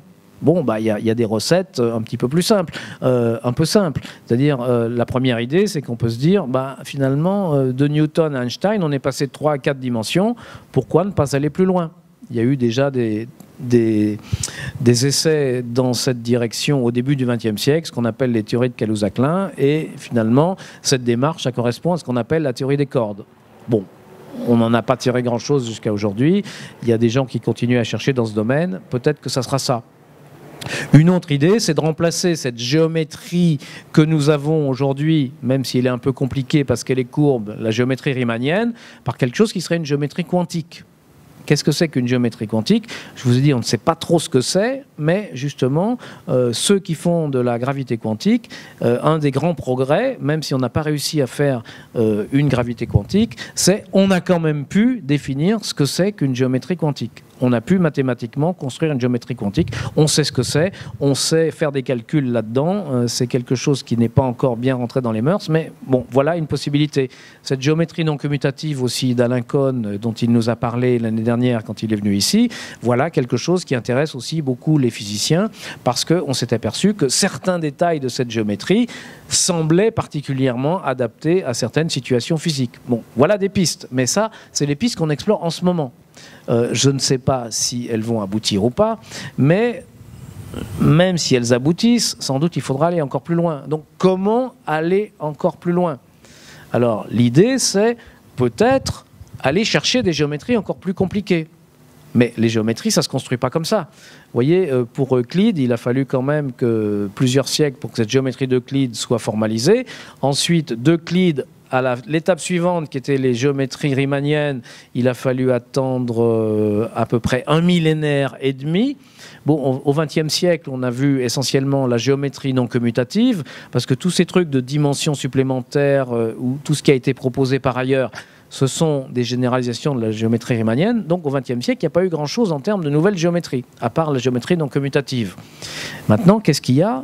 Les pistes pour trouver des nouvelles géométries, moi j'en connais une, qui est celle qu'on appelle la théorie des catégories. Bon, je prêche un peu pour ma paroisse, je ne vais pas vous expliquer aujourd'hui ce que c'est, peut-être l'année prochaine au Lazaret ou ailleurs, mais en tout cas, je mentionne les catégories parce que c'est ce qui m'intéresse, et il y a sûrement d'autres pistes que je ne connais pas ou auxquelles je ne pense pas en ce moment, mais pour vous dire, il y a des idées pour modifier encore la géométrie, et que peut-être la bonne manière de décrire la physique du siècle suivant, ça sera ces nouvelles théories géométriques, peut-être ce qu'on appelle la géométrie des topos, quelque chose qui est vraiment en train de se construire, dont certains mathématiciens ont eu la prémonition au siècle dernier. Je pense à des gens comme Lauer, comme Grothendieck, qui ont vraiment construit, en tout cas pas explicitement des géométries, mais les bases pour construire des nouvelles géométries. Et c'est très riche, ça permet de faire des choses extrêmement intéressantes, justement en gravité quantique, en physique quantique ordinaire, parce que ça permet d'aller beaucoup plus loin dans l'interprétation, enfin peut-être pas beaucoup plus loin, mais en tout cas d'avoir un point de vue totalement différent. Et ce qui est intéressant, c'est que ces nouvelles géométries sont aussi complètement liées à l'algèbre, mais ça c'était déjà le cas, et aussi complètement liées à la logique. Et c'est intéressant parce que finalement, ça nous fait dire qu'on a déjà trouvé ce lien entre géométrie et algèbre, qui est très utilisé dans la physique pour cette double description, mais on découvre maintenant, via cette théorie des catégories, qu'il y a aussi un lien avec la logique. Et que finalement, cette physique quantique qu'au début on avait exprimée de manière algébrique, qu'ensuite on a reformulée de manière géométrique, on peut aussi l'exprimer d'une manière logique. C'est-à-dire que finalement, ça serait quoi la physique quantique? Ça serait le langage de la physique ordinaire, avec les mêmes propositions, mais au lieu que l'on considère ces propositions dans le cadre de la logique ordinaire, on les considère dans le cadre d'une autre logique qui s'appelle la logique intuitionniste. C'est peut-être pas très clair pour vous, mais qu'est-ce que c'est que la logique intuitionniste? C'est une logique en deux mots où, lorsqu'on pose une question, la réponse n'est pas oui ou non, mais peut prendre tout un ensemble de valeurs. Et c'est exactement ce qui se passe d'une certaine manière en physique quantique, parce que si je vous dis est-ce que la position d'une particule est ici? Eh ben, c'est pas forcément oui ou non, mais c'est oui avec une probabilité de 50%. Je vais un petit peu vite, mais justement, la logique intuitionniste permet exactement de traiter d'un langage où les propositions n'ont pas une valeur de vérité qui soit oui ou non, mais quelque chose qui est beaucoup plus compliqué et qui est complètement formalisé et qui fait exactement les caractères de cette logique. Bon. C'est un lien entre géométrie et logique qui est passionnant, mais d'un autre côté, on peut se dire aussi, cette idée que le monde est géométrique, énoncée par Platon, eh bien, on peut en sortir. On peut se dire, il y a peut-être d'autres outils que la géométrie dans le monde des mathématiques pour exprimer la physique. Les notions de réseau, les notions de combinatoire. Et je mentionne tout ça parce que finalement, quand on analyse la géométrie, eh bien, on s'aperçoit que aussi on peut énoncer, on peut voir par exemple l'espace-temps comme un réseau entre les événements. Les événements sont reliés les uns aux autres par des signaux qui s'échangent, et ces signaux, c'est de la lumière, c'est la parole qui vient de ma bouche à vos oreilles. Ce sont des signaux, et finalement, nous sommes tous, d'une certaine manière, connectés. Et ces connexions, c'est peut-être ça qui est important. C'est-à-dire, ce qui est important, c'est peut-être pas que nous soyons de la matière située dans un espace et dans un temps ou dans un espace-temps, mais ce qui est important, c'est peut-être simplement les connexions qu'il y a entre nous. Et on revient peut-être à quelque chose que disait Leibniz. Leibniz, il disait, ce qu'on appelle l'espace, c'est simplement la conceptualisation de toutes les relations entre les objets. Et aujourd'hui, on dirait, du point de vue de la relativité einsteinienne, ce qu'on appelle l'espace-temps, c'est simplement la conceptualisation de toutes les relations entre les événements. Eh bien ça, il y a des physiciens qui le prennent au sérieux et qui disent on va représenter l'univers et la matière, non pas par de la matière dans un espace-temps, mais par un réseau. Et on va s'intéresser à quelque chose qui est très intéressant, qui sont les relations entre les événements. Parce que finalement, quand on communique, quand on parle, quand j'observe quelque chose, c'est une relation. C'est une relation entre ce que j'observe et le fait, et moi l'observateur. Une relation qui est transmise par le rayonnement qui progresse depuis l'objet observé jusqu'à ce que j'observe. Et tout ce qui se passe, quand on dit il y a une interaction entre systèmes, il y a un phénomène qui se produit, c'est toujours une interaction. Donc on se dit finalement, dans la physique, bien sûr, on a l'habitude de raisonner en termes de matière, d'espace, de temps, mais ce qui est intéressant, c'est les relations. Donc, vision, d'une certaine manière, relationnelle. Et on s'aperçoit que cette vision relationnelle est très riche et très féconde. Bon. Je pourrais également citer d'autres pistes, mais ce que je veux dire, bon, évidemment, je suis très très loin d'avoir répondu à la question quelle sera la physique du futur. Je suis encore plus loin d'avoir répondu à la question quelle influence cela pourra-t-il avoir sur nos existences. Et je suis bien conscient qu'ici on est dans un colloque science et humanisme, et je suis bien conscient d'avoir négligé la part humanisme, mais j'espère que peut-être dans vos questions, vous me donnerez l'occasion d'en parler. Merci.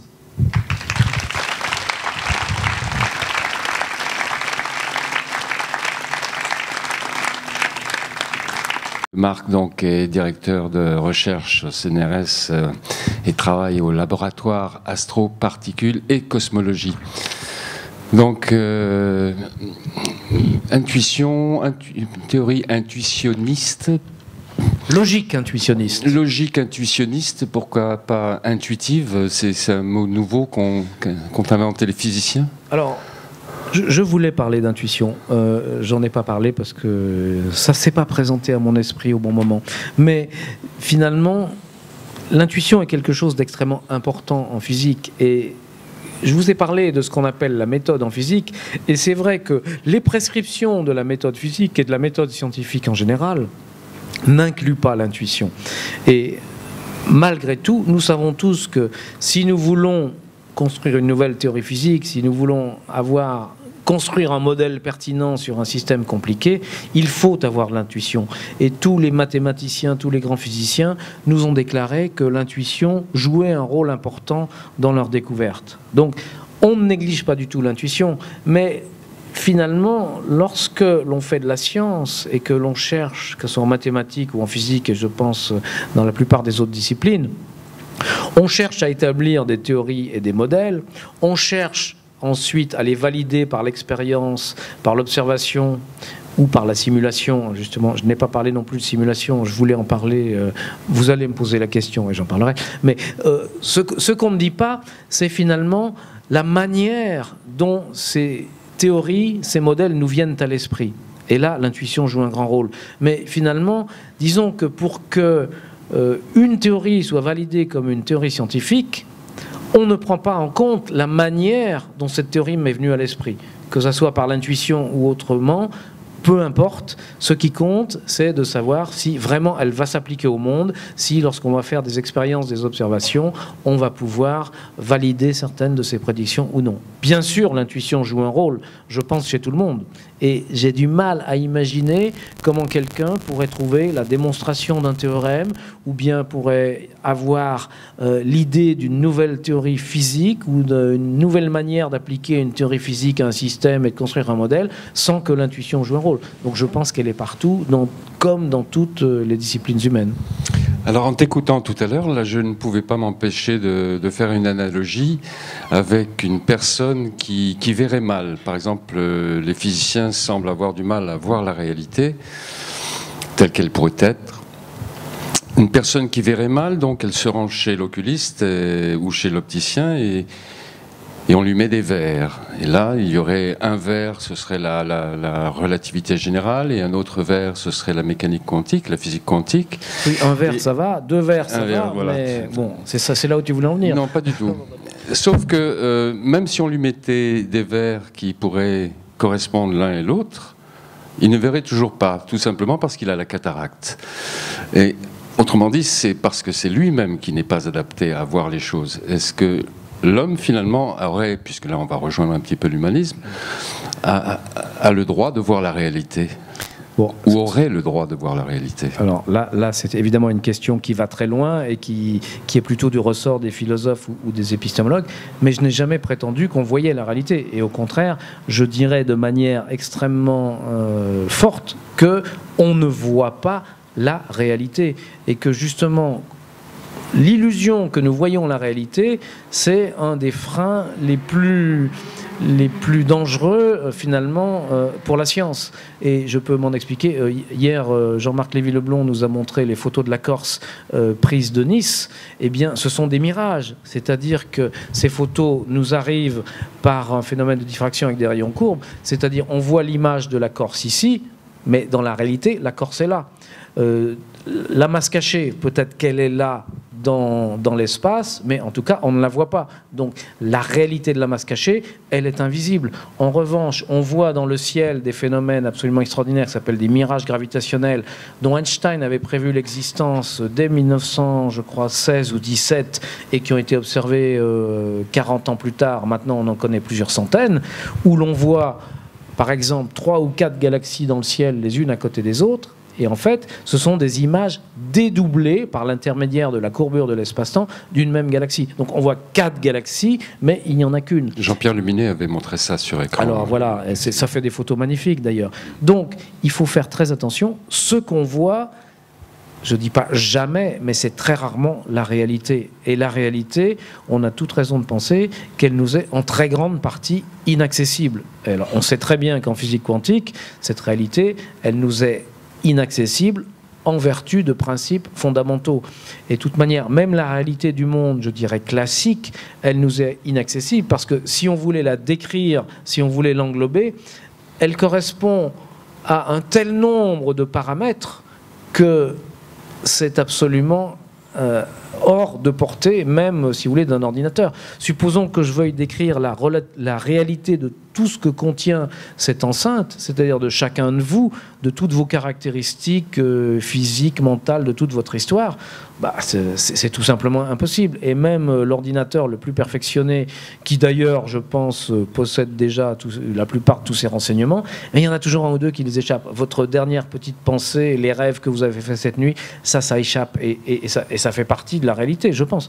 Donc, cette réalité, même du point de vue, sans faire intervenir la physique quantique, elle est inaccessible. Et lorsqu'on est dans le paradigme relativiste einsteinien aussi, ça nous explique bien aussi que, d'une manière différente du paradigme quantique, la réalité complète est inaccessible. Et ça fait partie de la physique. Autrement dit, il faut absolument distinguer ce qui est réel, ce qui est la réalité. Et il me semble que c'est important de savoir que la physique doit le dire, ce qui est réel. C'est-à-dire, pour moi, il n'y a pas de théorie physique sans ontologie. C'est-à-dire, une théorie physique doit, dès le départ, établir quels sont ces objets. Qu'est-ce qui existe selon cette théorie? Par exemple, les particules, le temps, l'espace, ou les fonctions d'onde, ou l'espace-temps, ou autre chose. Mais il faut distinguer la réalité et cette partie de la réalité qui nous est accessible, qui nous est connaissable par l'intermédiaire de tel ou tel type d'observation ou d'expérience.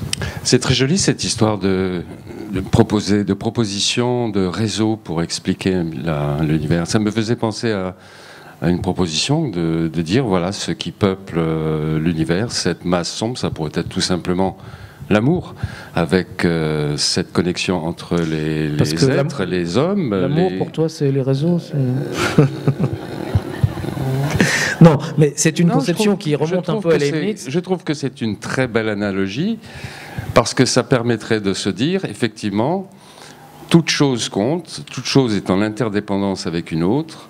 Et c'est peut-être ça le moteur, effectivement, de l'univers entier. Et même son expansion, plus il y aurait d'amour, plus il serait en expansion. C'est très poétique. Mais c'est une image pour dire que je suis agréablement surpris de voir que les physiciens peuvent aussi devenir des gens poètes, qui ont de l'intuition et qui cherchent dans ces champs-là. Après tout est possible, non? Tu connais la dernière phrase du Paradis de Dante. L'amore che muove il sole e le altre stelle. L'amour qui est la cause du mouvement des étoiles, du soleil et des autres étoiles. C'est exactement ce que tu dis. Bon, là, ces réseaux je pense que c'est ça. Peut-être que ça n'arrive pas à décrire la totalité des choses. Il y a des gens qui essayent aujourd'hui par ce qu'on appelle les modèles de réseaux causaux. Les modèles de réseaux causaux, ce sont des sortes de modèles modestes qui vont essayer de décrire tous les phénomènes en s'abstrayant non seulement de l'espace et du temps, mais même de la notion d'espace-temps. Ou si tu veux, l'espace-temps devient le réseau. Et la question qui se pose, c'est si on décrit l'univers de cette manière, et on arrive à le faire mathématiquement, donc on a un modèle mathématique qui est très grossier, est-ce que, si on suppose que l'univers dans sa réalité fondamentale se décrit à ça, se réduit à ça, est-ce que de ceci peut émerger, comme on dit, c'est-à-dire est-ce que peuvent ressortir des notions comme celles d'espace, de temps, etc. Et il y a tout un travail qui se fait là-dessus, et c'est extrêmement intéressant parce que on commence à avoir des résultats. Et un résultat qui est extrêmement intéressant et qui étonne tout le monde, c'est qu'en supposant comme ça que l'on a uniquement des relations, pas forcément amoureuses, mais disons des relations sans qu'on ait même besoin d'expliciter de quel type sont ces relations, donc on a un réseau, etc. Et puis on suppose que finalement ces relations se font de toutes les manières possibles. De toutes les manières possibles, c'est-à-dire un objet peut être lié à deux, un phénomène peut être lié à deux autres, mais aussi à trois, et on fait une sorte de statistique sur tout ça, et on analyse la structure de ce qui émerge de cette analyse statistique. Et bien curieusement, on trouve quelque chose, non seulement on trouve quelque chose qui ressemble à l'espace-temps, mais on trouve quelque chose qui ressemble à un espace-temps à 4 dimensions. Et le fait que l'on soit retombé sur... Le fait, premièrement, que l'on trouve une géométrie qui a les caractéristiques d'une géométrie, c'est quelque chose qui a étonné tout le monde, et qu'on retrouve justement une géométrie à 4 dimensions comme celle qui décrit notre espace-temps, ça étonne encore plus les gens. Donc, ça n'est pas une preuve, ça n'est pas encore une nouvelle théorie, mais ce sont des résultats qui se font des explorations comme ça, de tas de choses un peu bizarres, et de temps en temps, on tombe sur une perle comme ça, c'est un résultat qui dit « Ah bah, là, il doit y avoir quelque chose derrière cette piste ». C'est extrêmement excitant. Des mains se lèvent. J'imagine que vous avez beaucoup de questions.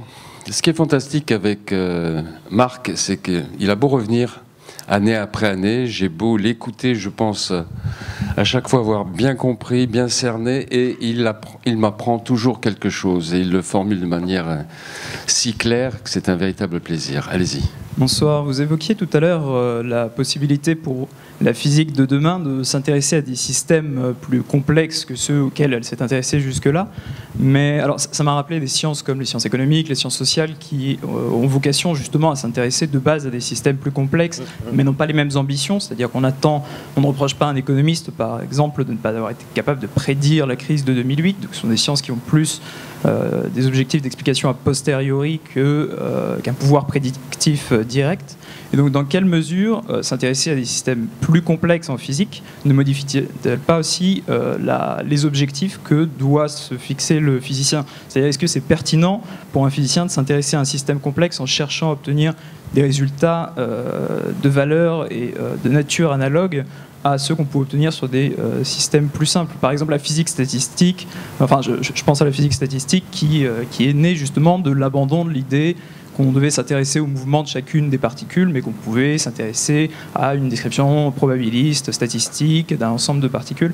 Donc, dans quelle mesure est-ce qu'on ne doit pas aussi revoir la façon dont la méthode scientifique que vous évoquiez, qui est si difficile à définir, dans le cas de la physique? Oui, merci de cette question. C'est quelque chose dont je voulais parler, et puis j'ai pas eu le temps. Oui, quand je dis que la physique va peut-être évoluer vers la physique des systèmes complexes, bien évidemment, il faudrait généraliser. Ça ne sera plus de la physique pure, ça sera la science des systèmes complexes. Et ça, c'est quelque chose qui à moi, m'est apparu il y a très longtemps, je dirais, il y a plusieurs dizaines d'années. Je me suis dit, mais la physique jusqu'ici n'a fait que s'intéresser à des systèmes relativement simples. Et relativement simples, je répète, dans le sens, ça peut être quand même très compliqué, mais dans le sens où ils ne relèvent que d'une certaine discipline ou sous-discipline. Et bon, le système complexe par excellence, la science du complexe par excellence, c'est l'écologie.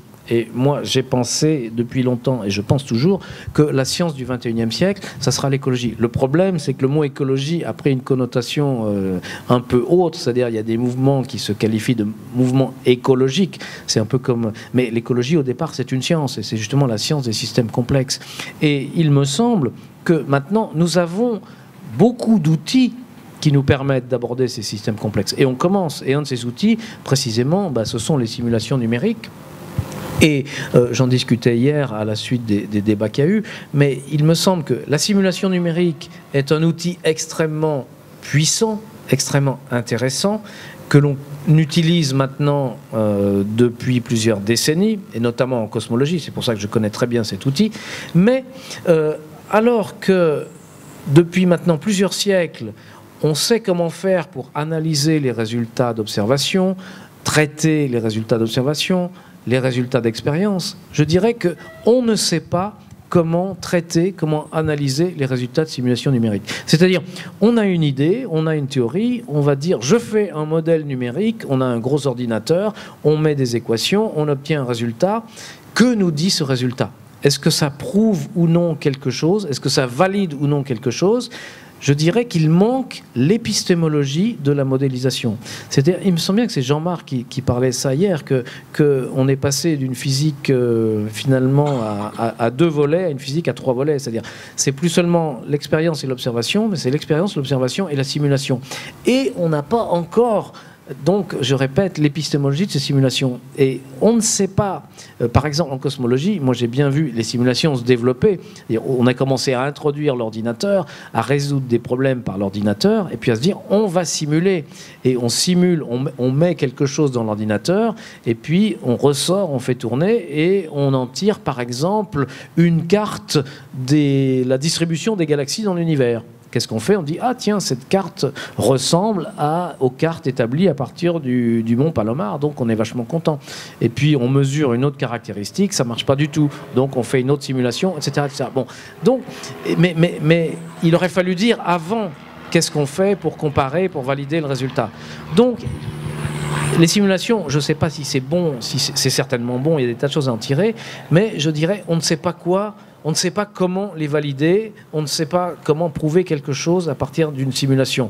Et en mathématiques, par exemple, il y a quelque chose qui est très intéressant, c'est qu'aujourd'hui, il y a des théorèmes qui sont prouvés par ordinateur. Ce n'est pas tout à fait la même chose qu'une simulation.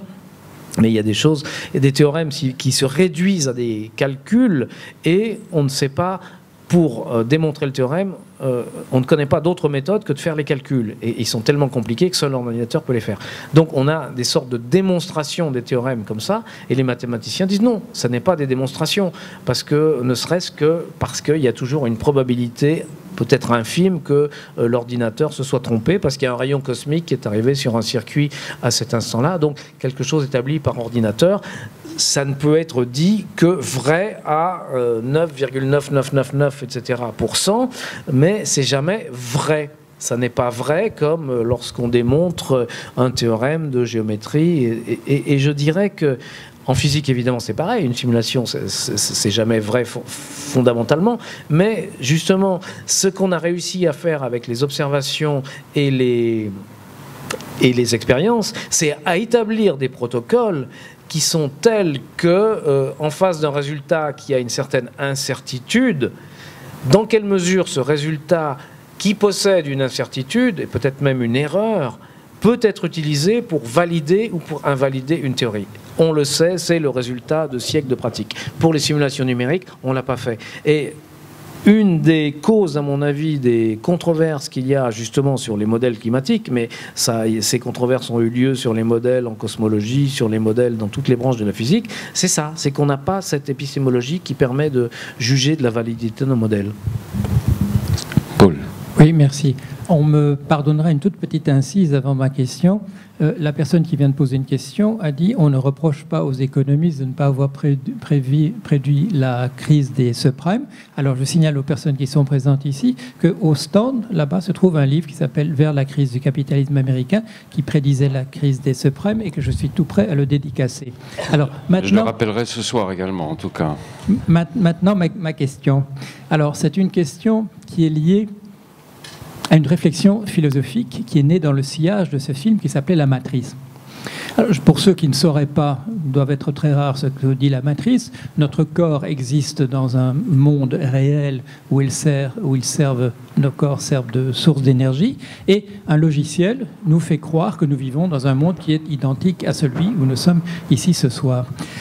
À la suite de ce film, un certain nombre de physiciens et de philosophes ont trouvé l'idée à ce point intrigante qu'on a produit, je crois que c'était Oxford University Press, a produit un volume de réflexion de physiciens et de philosophes sur la philosophie de la matrice. Et il y a un article en particulier qui est de John Barrow, qui est un physicien bien connu, qui est l'auteur, entre autres, du principe anthropique avec Tipler. Et Barrow pose la question, dans l'article qu'il contribue à ce volume, il pose la question suivante: pourrions-nous trouver des indices du fait que nous sommes en réalité des personnages dans un jeu vidéo? Et il dit la chose suivante, il dit: il y a deux choses à son sens qui pourraient nous donner l'indice que nous sommes dans un jeu vidéo. D'abord, dit-il, même un programmeur qui disposerait de moyens infinis aura la tentation de faire certains raccourcis, comme on fait dans les jeux vidéo, c'est-à-dire que dans les zones qui apparaissent par exemple dans la vision périphérique, on ne va pas entrer dans le même détail que pour les scènes sur lesquelles le regard va se focaliser. C'est une chose. Et d'autre part, dit-il, pour un système complexe, par nécessité, on verra apparaître des incohérences. Alors la question que je te pose, c'est la masse noire, l'énergie cachée, est-ce la preuve que nous sommes des personnages dans un jeu vidéo? Alors, c'est pas facile de faire le rapprochement entre les deux, mais ce que tu suggérerais, c'est que ça serait finalement une erreur de programmation dans le programme, quoi. Oui, c'est assez intéressant comme idée, mais je pense que l'idée que tu sois virtuellement chante. Oui, mais si tu veux, Descartes disait « je pense donc je suis ».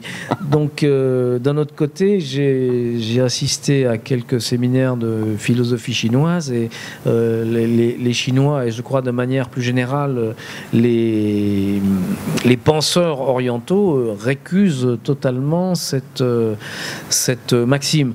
Donc ayant une éducation occidentale, j'ai tendance à croire que j'existe et que je suis à peu près ce que je crois que je suis. Alors, je sais que c'est une grande faiblesse, mais malgré tout, j'ai du mal à m'en débarrasser. Mais ce qui est certain, c'est qu'on vit dans l'illusion, hein. Je l'ai dit tout à l'heure, dans les deux sens. Ce qu'on voit, ça n'est pas ce qui existe, et ce qui existe, ça n'est pas ce qu'on voit. Alors, il faut s'habituer de tout ça, mais l'appliquer à soi-même, c'est assez compliqué. Et il y avait un autre problème qui est celui du même genre, qui est le problème de Turing. Et avant de me demander si moi-même je suis un avatar ou un androïde ou quelque chose comme ça, ce qui d'ailleurs a été le sujet de beaucoup d'autres films, notamment j'ai oublié le titre, bon, donc oublions.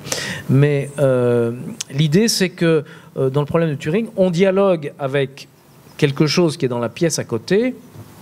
Et est-ce que ce quelque chose avec qui on dialogue est un ordinateur ou un être humain?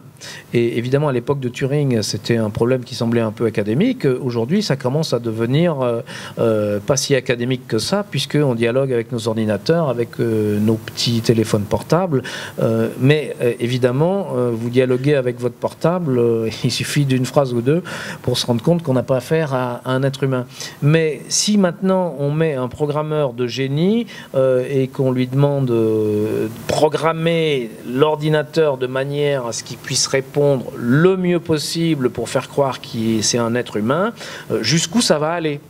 Et il existe chaque année des championnats qui finalement rassemblent des programmeurs et des programmes, et on essaye de voir quel est celui qui va le plus loin dans les simulations, c'est-à-dire quel est le programme qui réussit le plus longtemps à faire croire à son interlocuteur qu'il a en face de lui non pas un ordinateur et un être humain.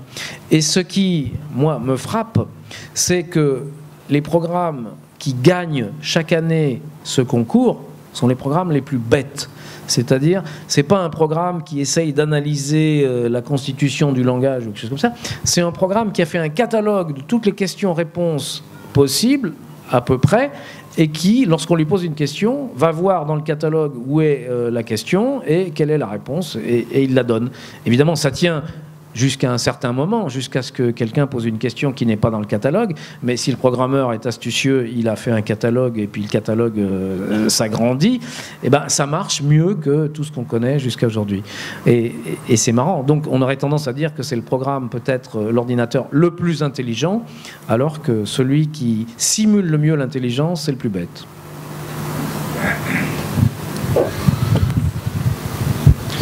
Bonsoir. Vous avez partiellement répondu à ma question. Ma question, c'est l'ordinateur n'a pas d'intuition, à moins que vous me disiez que dans le futur, il en aura. Newton n'avait pas d'ordinateur. Et son génie est venu de, je pense, l'observation, la logique, le fait que, par principe, on ne trouve que ce qu'on cherche. Donc essentiellement la réflexion humaine.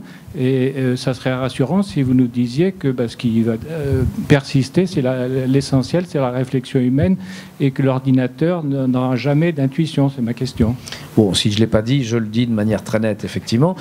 Newton était effectivement un penseur, mais a été dans son enfance un bricoleur de génie. C'est-à-dire il a été coincé à la campagne au moment de la peste, et puis dans sa jeunesse, bon, je sais pas, il construisait des petits moulins sur les ruisseaux, des choses comme ça. Il a expérimenté avec ses mains.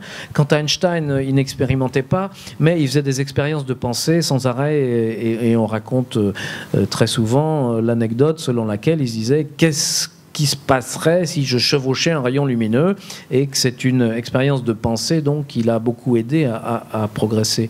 Et vous parlez de l'influence de l'informatique, et justement moi je me suis pas mal interrogé là-dessus, et je me souviens que, je ne sais plus si c'est ici ou à la suite d'une autre conférence, on m'avait posé la question, et c'est tout à fait lié à la problématique de ce soir de l'avenir de la physique.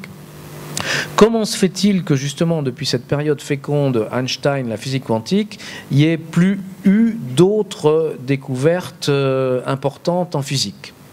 Alors, bon, d'abord, il y a des gens qui répondent, il y a quand même eu des phénomènes, des découvertes importantes, mais moi je suis d'accord avec le fait qu'il n'y a rien eu de ce niveau. Deuxièmement, on peut dire aussi c'est simplement le hasard, des gens qui sont capables de réfléchir, il n'y en a pas tout le temps, ou bien le terrain n'était pas propice. Mais je pense qu'il y a un autre facteur qui a joué, c'est l'informatique.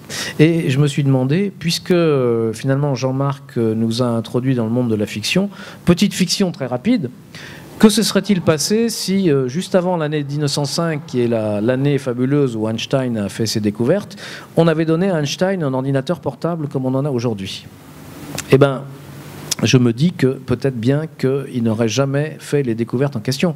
Parce que Einstein, bon, sans doute avait ses idées, il a dit, tiens, je vais essayer de programmer, de faire un calcul. Donc il commence à programmer, il se dit, ah bon, ouais, mais ce programme, ça ne me suffit pas, il est mal fait, je vais l'arranger, et puis arranger un programme d'informatique. Bon, on a tous fait un peu d'informatique, bon, c'est rigolo de programmer, mais évidemment, on fait toujours des erreurs stupides, donc ça prend beaucoup de temps, on programme, et puis, mais finalement, j'ai pris cet algorithme, mais il y en a un autre qui est beaucoup mieux. Et puis finalement, pour programmer, mais ça va pas du tout. Il faut pas cette syntaxe-là. Bon. Et puis maintenant, voilà, on se prend au jeu de la programmation. On est passionné par la programmation parce que c'est aussi intéressant qu'un jeu vidéo, c'est aussi intéressant qu'un roman passionnant. Et puis, mais ça prend du temps. Ça prend un temps fou. Moi, j'ai perdu un temps fou à faire des programmes qui ne m'ont servi à rien parce que finalement, le temps que je fasse les programmes, dans le commerce, il en sortait des versions commerciales 100 fois plus perfectionné que ce que je pouvais faire. Donc, j'ai perdu beaucoup de temps. Et je me demande si Einstein ne se serait pas laissé distraire par ce truc-là et que finalement, il ne serait pas passé à côté. Et je me dis, les Einstein qui auraient pu exister dans la deuxième moitié du XXe siècle, est-ce que justement, ils ont perdu l'occasion de devenir des Einstein véritables à cause de l'informatique qui les a un peu détournés de leur réflexion, de leur concentration? Petite parenthèse, nous avons ici dans l'Assemblée toujours Paul Jorion qui lui est un des spécialistes de l'intelligence artificielle et en matière de prédiction économique, je pense que ça y a largement participé. Peut-être pourra-t-il s'expliquer là-dessus ce soir.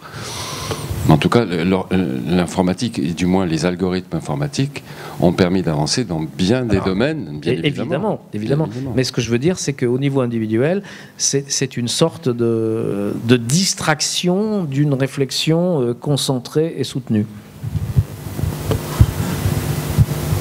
J'ai profité de ce que Paul Jorion s'était absenté pour dire ça. Marc, si tu permets, deux petites remarques et ensuite, non pas une question, mais une tentative de réponse à une question que tu as posée toi. Les deux remarques, c'est d'une part sur ce que tu viens de dire. Je crois que ça va plus loin que la question de l'informatique, que c'est une question qui concerne la technicisation massive de la pratique scientifique depuis un siècle. Le fait que nous utilisons des appareils de plus en plus lourds, de plus en plus perfectionnés, est effectivement quelque chose qui nuit à des approches beaucoup plus qualitatives et beaucoup plus intuitives. Mais ça, c'est vrai dans la vie collective de façon générale. Nous marchons beaucoup moins depuis que nous avons des voitures. Et donc, nous sommes beaucoup moins attentifs au monde qui nous entoure, au monde proche, au paysage, etc. Donc, je crois qu'il faut faire attention à ça et que tout en admirant, bien sûr, l'efficacité extrême de tous ces moyens techniques, il faut à certains moments être capable de prendre du recul. Et un élément qui me frappe en particulier, un exemple trivial de cette chose-là, c'est tout simplement sur les capacités de calcul. Le fait que nous disposons maintenant d'outils de calcul, je ne parle pas des ordinateurs, je parle simplement des calculettes qui sont sur vos ordinateurs, font que le calcul mental est devenu quelque chose qui est très peu usité. L'esprit humain est ainsi fait qu'il donnera du sens à n'importe quelle expression. Si je vous dis blablabla, vous me direz mais tu te fiches de moi ou quelque chose comme ça. Et si je vous pose une question du genre, je sais pas, un koan zen du genre quel est le bruit que fait une seule main qui applaudit, vous comprendrez que justement c'est une question. Je suis sûr que c'est déjà dans le catalogue ça. Oui, celle-là parce qu'elle est très connue. J'entends bien. Et justement, elle fait partie d'un répertoire. Mais trouver le non-sens est, à mon avis, pour l'instant, alors je ne sais pas ce que deviendront les ordinateurs dans quelques décennies, s'ils pourront acquérir un sens de l'humour et du non-sens. Pour l'instant, c'est certainement pas le cas. Donc je crois que pour l'instant, le test de Turing, bien manipulé, oui, résiste. Parce qu'il y a la version opposée du concours, qui est de mettre en défaut le plus vite possible l'ordinateur qui prétend imiter. Ça. Ouais. Bon, et maintenant, je viens à ma tentative de réponse à une question que tu posais au début, qui est la question de l'efficacité des mathématiques. Pourquoi ça marche pour comprendre le monde? Je crois que c'est une fausse question. C'est une fausse question parce qu'il me semble que ça ne marche pas. Ça marche dans des cas très particuliers qui sont ceux de notre science, la physique. Ça ne marche pas en général. Vous pourrez constater que dans la plupart des sciences de la nature, qu'il s'agisse de biologie, de sciences de la Terre, etc., la mathématisation est extrêmement limitée, s'applique à certains problèmes tout à fait particuliers, mais que l'essentiel des concepts qui fondent la réflexion dans ces domaines ne sont pas des concepts mathématisés. En revanche, il n'y a pas de physique sans mathématiques. Ça, c'est absolument vrai. Nous ne reconnaîtrions pas comme de la physique un raisonnement qui ne serait pas de part en part traversé par une conceptualisation mathématique. On ne peut pas séparer un concept physique, celui de force, celui de champ, tout ce que vous voulez, de son substrat mathématique. Il faut bien reconnaître que ça ne marche que dans un canton extrêmement limité du réel, que ça ne marche déjà plus en chimie, qui pourtant au niveau des principes se ramène à la physique, mais que les chimistes d'aujourd'hui continuent à travailler avec des notions comme celle de valence, qui n'est pas une notion qui se réduit simplement à une explication de physique mathématique. Alors à ce moment-là, je crois que la réponse la plus simple à la question, c'est de la contourner et de la renverser, et de dire pourquoi les mathématiques ça marche en physique, et à mon avis pas ailleurs. Pourquoi ça marche en physique? Parce que c'est ça qui définit la physique. On appellera physique le domaine des sciences de la nature où la mathématisation fonctionne. Et pourquoi elle fonctionne dans un domaine de ce genre-là, et ça tu l'as dit, tu l'as évoqué, c'est parce que nous, physiciens, nous intéressons à des systèmes qui sont des systèmes extrêmement simples. Même quand c'est des systèmes bizarres, lointains, ne correspondent pas à nos intuitions, je ne sais pas, un noyau atomique, un quasar, sont des systèmes qui sont incomparablement plus simples que le virus le plus petit, sans parler de la cellule la plus élémentaire, sans parler d'un être vivant, sans parler du cerveau humain, sans parler d'une société. Et que l'une des raisons pour laquelle la mathématisation fonctionne quand on s'attaque à des problèmes simples, c'est parce que c'est un outil qui est d'une incroyable précision, mais d'une grande fragilité. On ne peut pas faire grand-chose avec. C'est un peu, si j'utilise une métaphore, comme un scalpel de chirurgien. Tu peux faire des dissections très fines sur des tissus très limités, tu ne peux même pas couper ton beefsteak et certainement pas abattre un arbre. Alors dans la plupart des tâches intellectuelles, nous avons affaire à des beefsteaks ou à des arbres, c'est-à-dire des systèmes qui sont beaucoup trop compliqués, j'utilise pas le mot complexe, beaucoup trop compliqués, beaucoup trop riches, beaucoup trop multiples, pour pouvoir se laisser disséquer avec une lame aussi fine que celle d'un scalpel mathématique. La dernière question.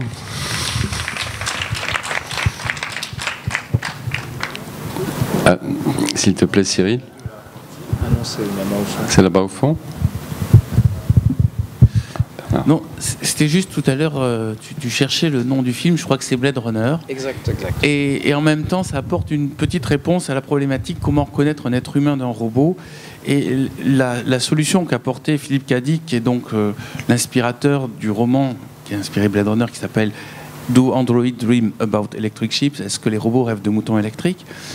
La réponse qu'apporte Philippe K. Dick, c'est ce qui différencie l'homme du robot, c'est l'empathie.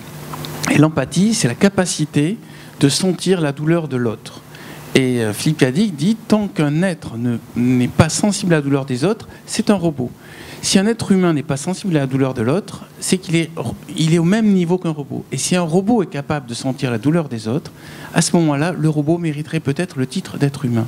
Et en fait, avec cette problématique, arrive une autre problématique qui est définir ce qu'est un être humain. On ne va pas le lancer là maintenant parce qu'il est tard et les gens ont faim, mais je dois juste dire qu'à notre époque, en 2013, il va être nécessaire de redéfinir ce qu'est un être humain et que ça a l'air évident et que ça ne l'est pas du tout. Et ça se peut qu'à un moment, des androïdes accèdent au test de Turing, c'est-à-dire qu'à un moment, il y a une conversation. On est déjà de l'ordre de 93% de réussite sur les tests de Turing.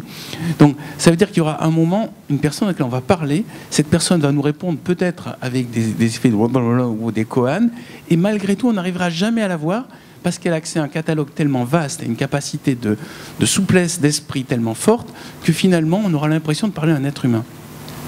Et à ce moment-là, de quel droit on ne donnerait pas à cet être qui vous parle, qui vous manifeste de la sympathie, qui vous envoie de l'affection, le titre d'être humain? Qu'est-ce qui va faire qu'on va dire ce programme, qui est une machine branchée sur 220 volts, est moins intéressant qu'un être humain qui s'en fout de tout le monde et qui n'est pas concerné par les autres? Et ça, c'est une vraie problématique du futur qui va être comment nous reconnaître entre nous et comment définir ce qu'est un être humain et ce qui n'est pas un être humain. J'ai une proposition de réponse, Bernard. Je pense qu'on définit un être humain parce qu'il a faim à un moment donné. Oui, je m'en donnais. C'est pour ça que j'en garde un peu pour demain. La toute dernière à Paul qui lève la main depuis tout à l'heure et après ça, on va vite manger. Merci. Oui, c'est pour embrayer sur ce qu'a dit Jean-Marc. Il s'est tourné d'une certaine manière vers moi en embrayant sa question. Sur la première chose, la remarque de Wigner sur cette extraordinaire correspondance entre les mathématiques et le monde. Comme le dit Jean-Marc, moi j'ai eu la chance d'avoir un professeur qui s'appelait Georges Théodule Guilbault, qui est un mathématicien. Et à cette question de Wigner, il répondait la chose suivante. Les mathématiques ne marchent pas dans notre monde. La première question qu'on peut se poser, c'est de mesurer la diagonale d'un carré par rapport à son côté. Et c'est impossible. On ne peut pas trouver une métrique où on puisse le faire. On est obligé d'avoir des nombres irrationnels. Deuxième, on essaye de mesurer, d'exprimer la circonférence ou la surface d'un cercle par rapport à son rayon, son diamètre, c'est impossible. Et dans le même sens que dit Jean-Marc, les problèmes que nous pourrons résoudre par les mathématiques nous focalisons sur eux, mais ils sont relativement limités. Sur l'autre question, qui est celle justement du test de Turing, j'ai eu la chance de travailler dans le domaine de l'intelligence artificielle.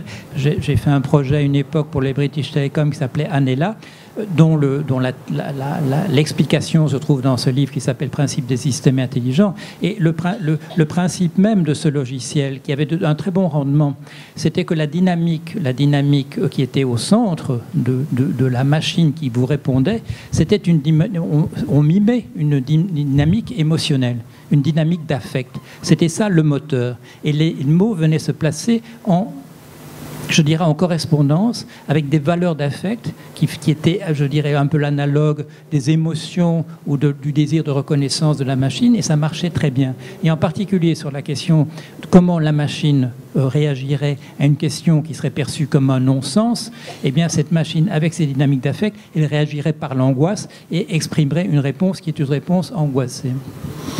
Merci à tous. Merci également de votre attention et de votre réactivité.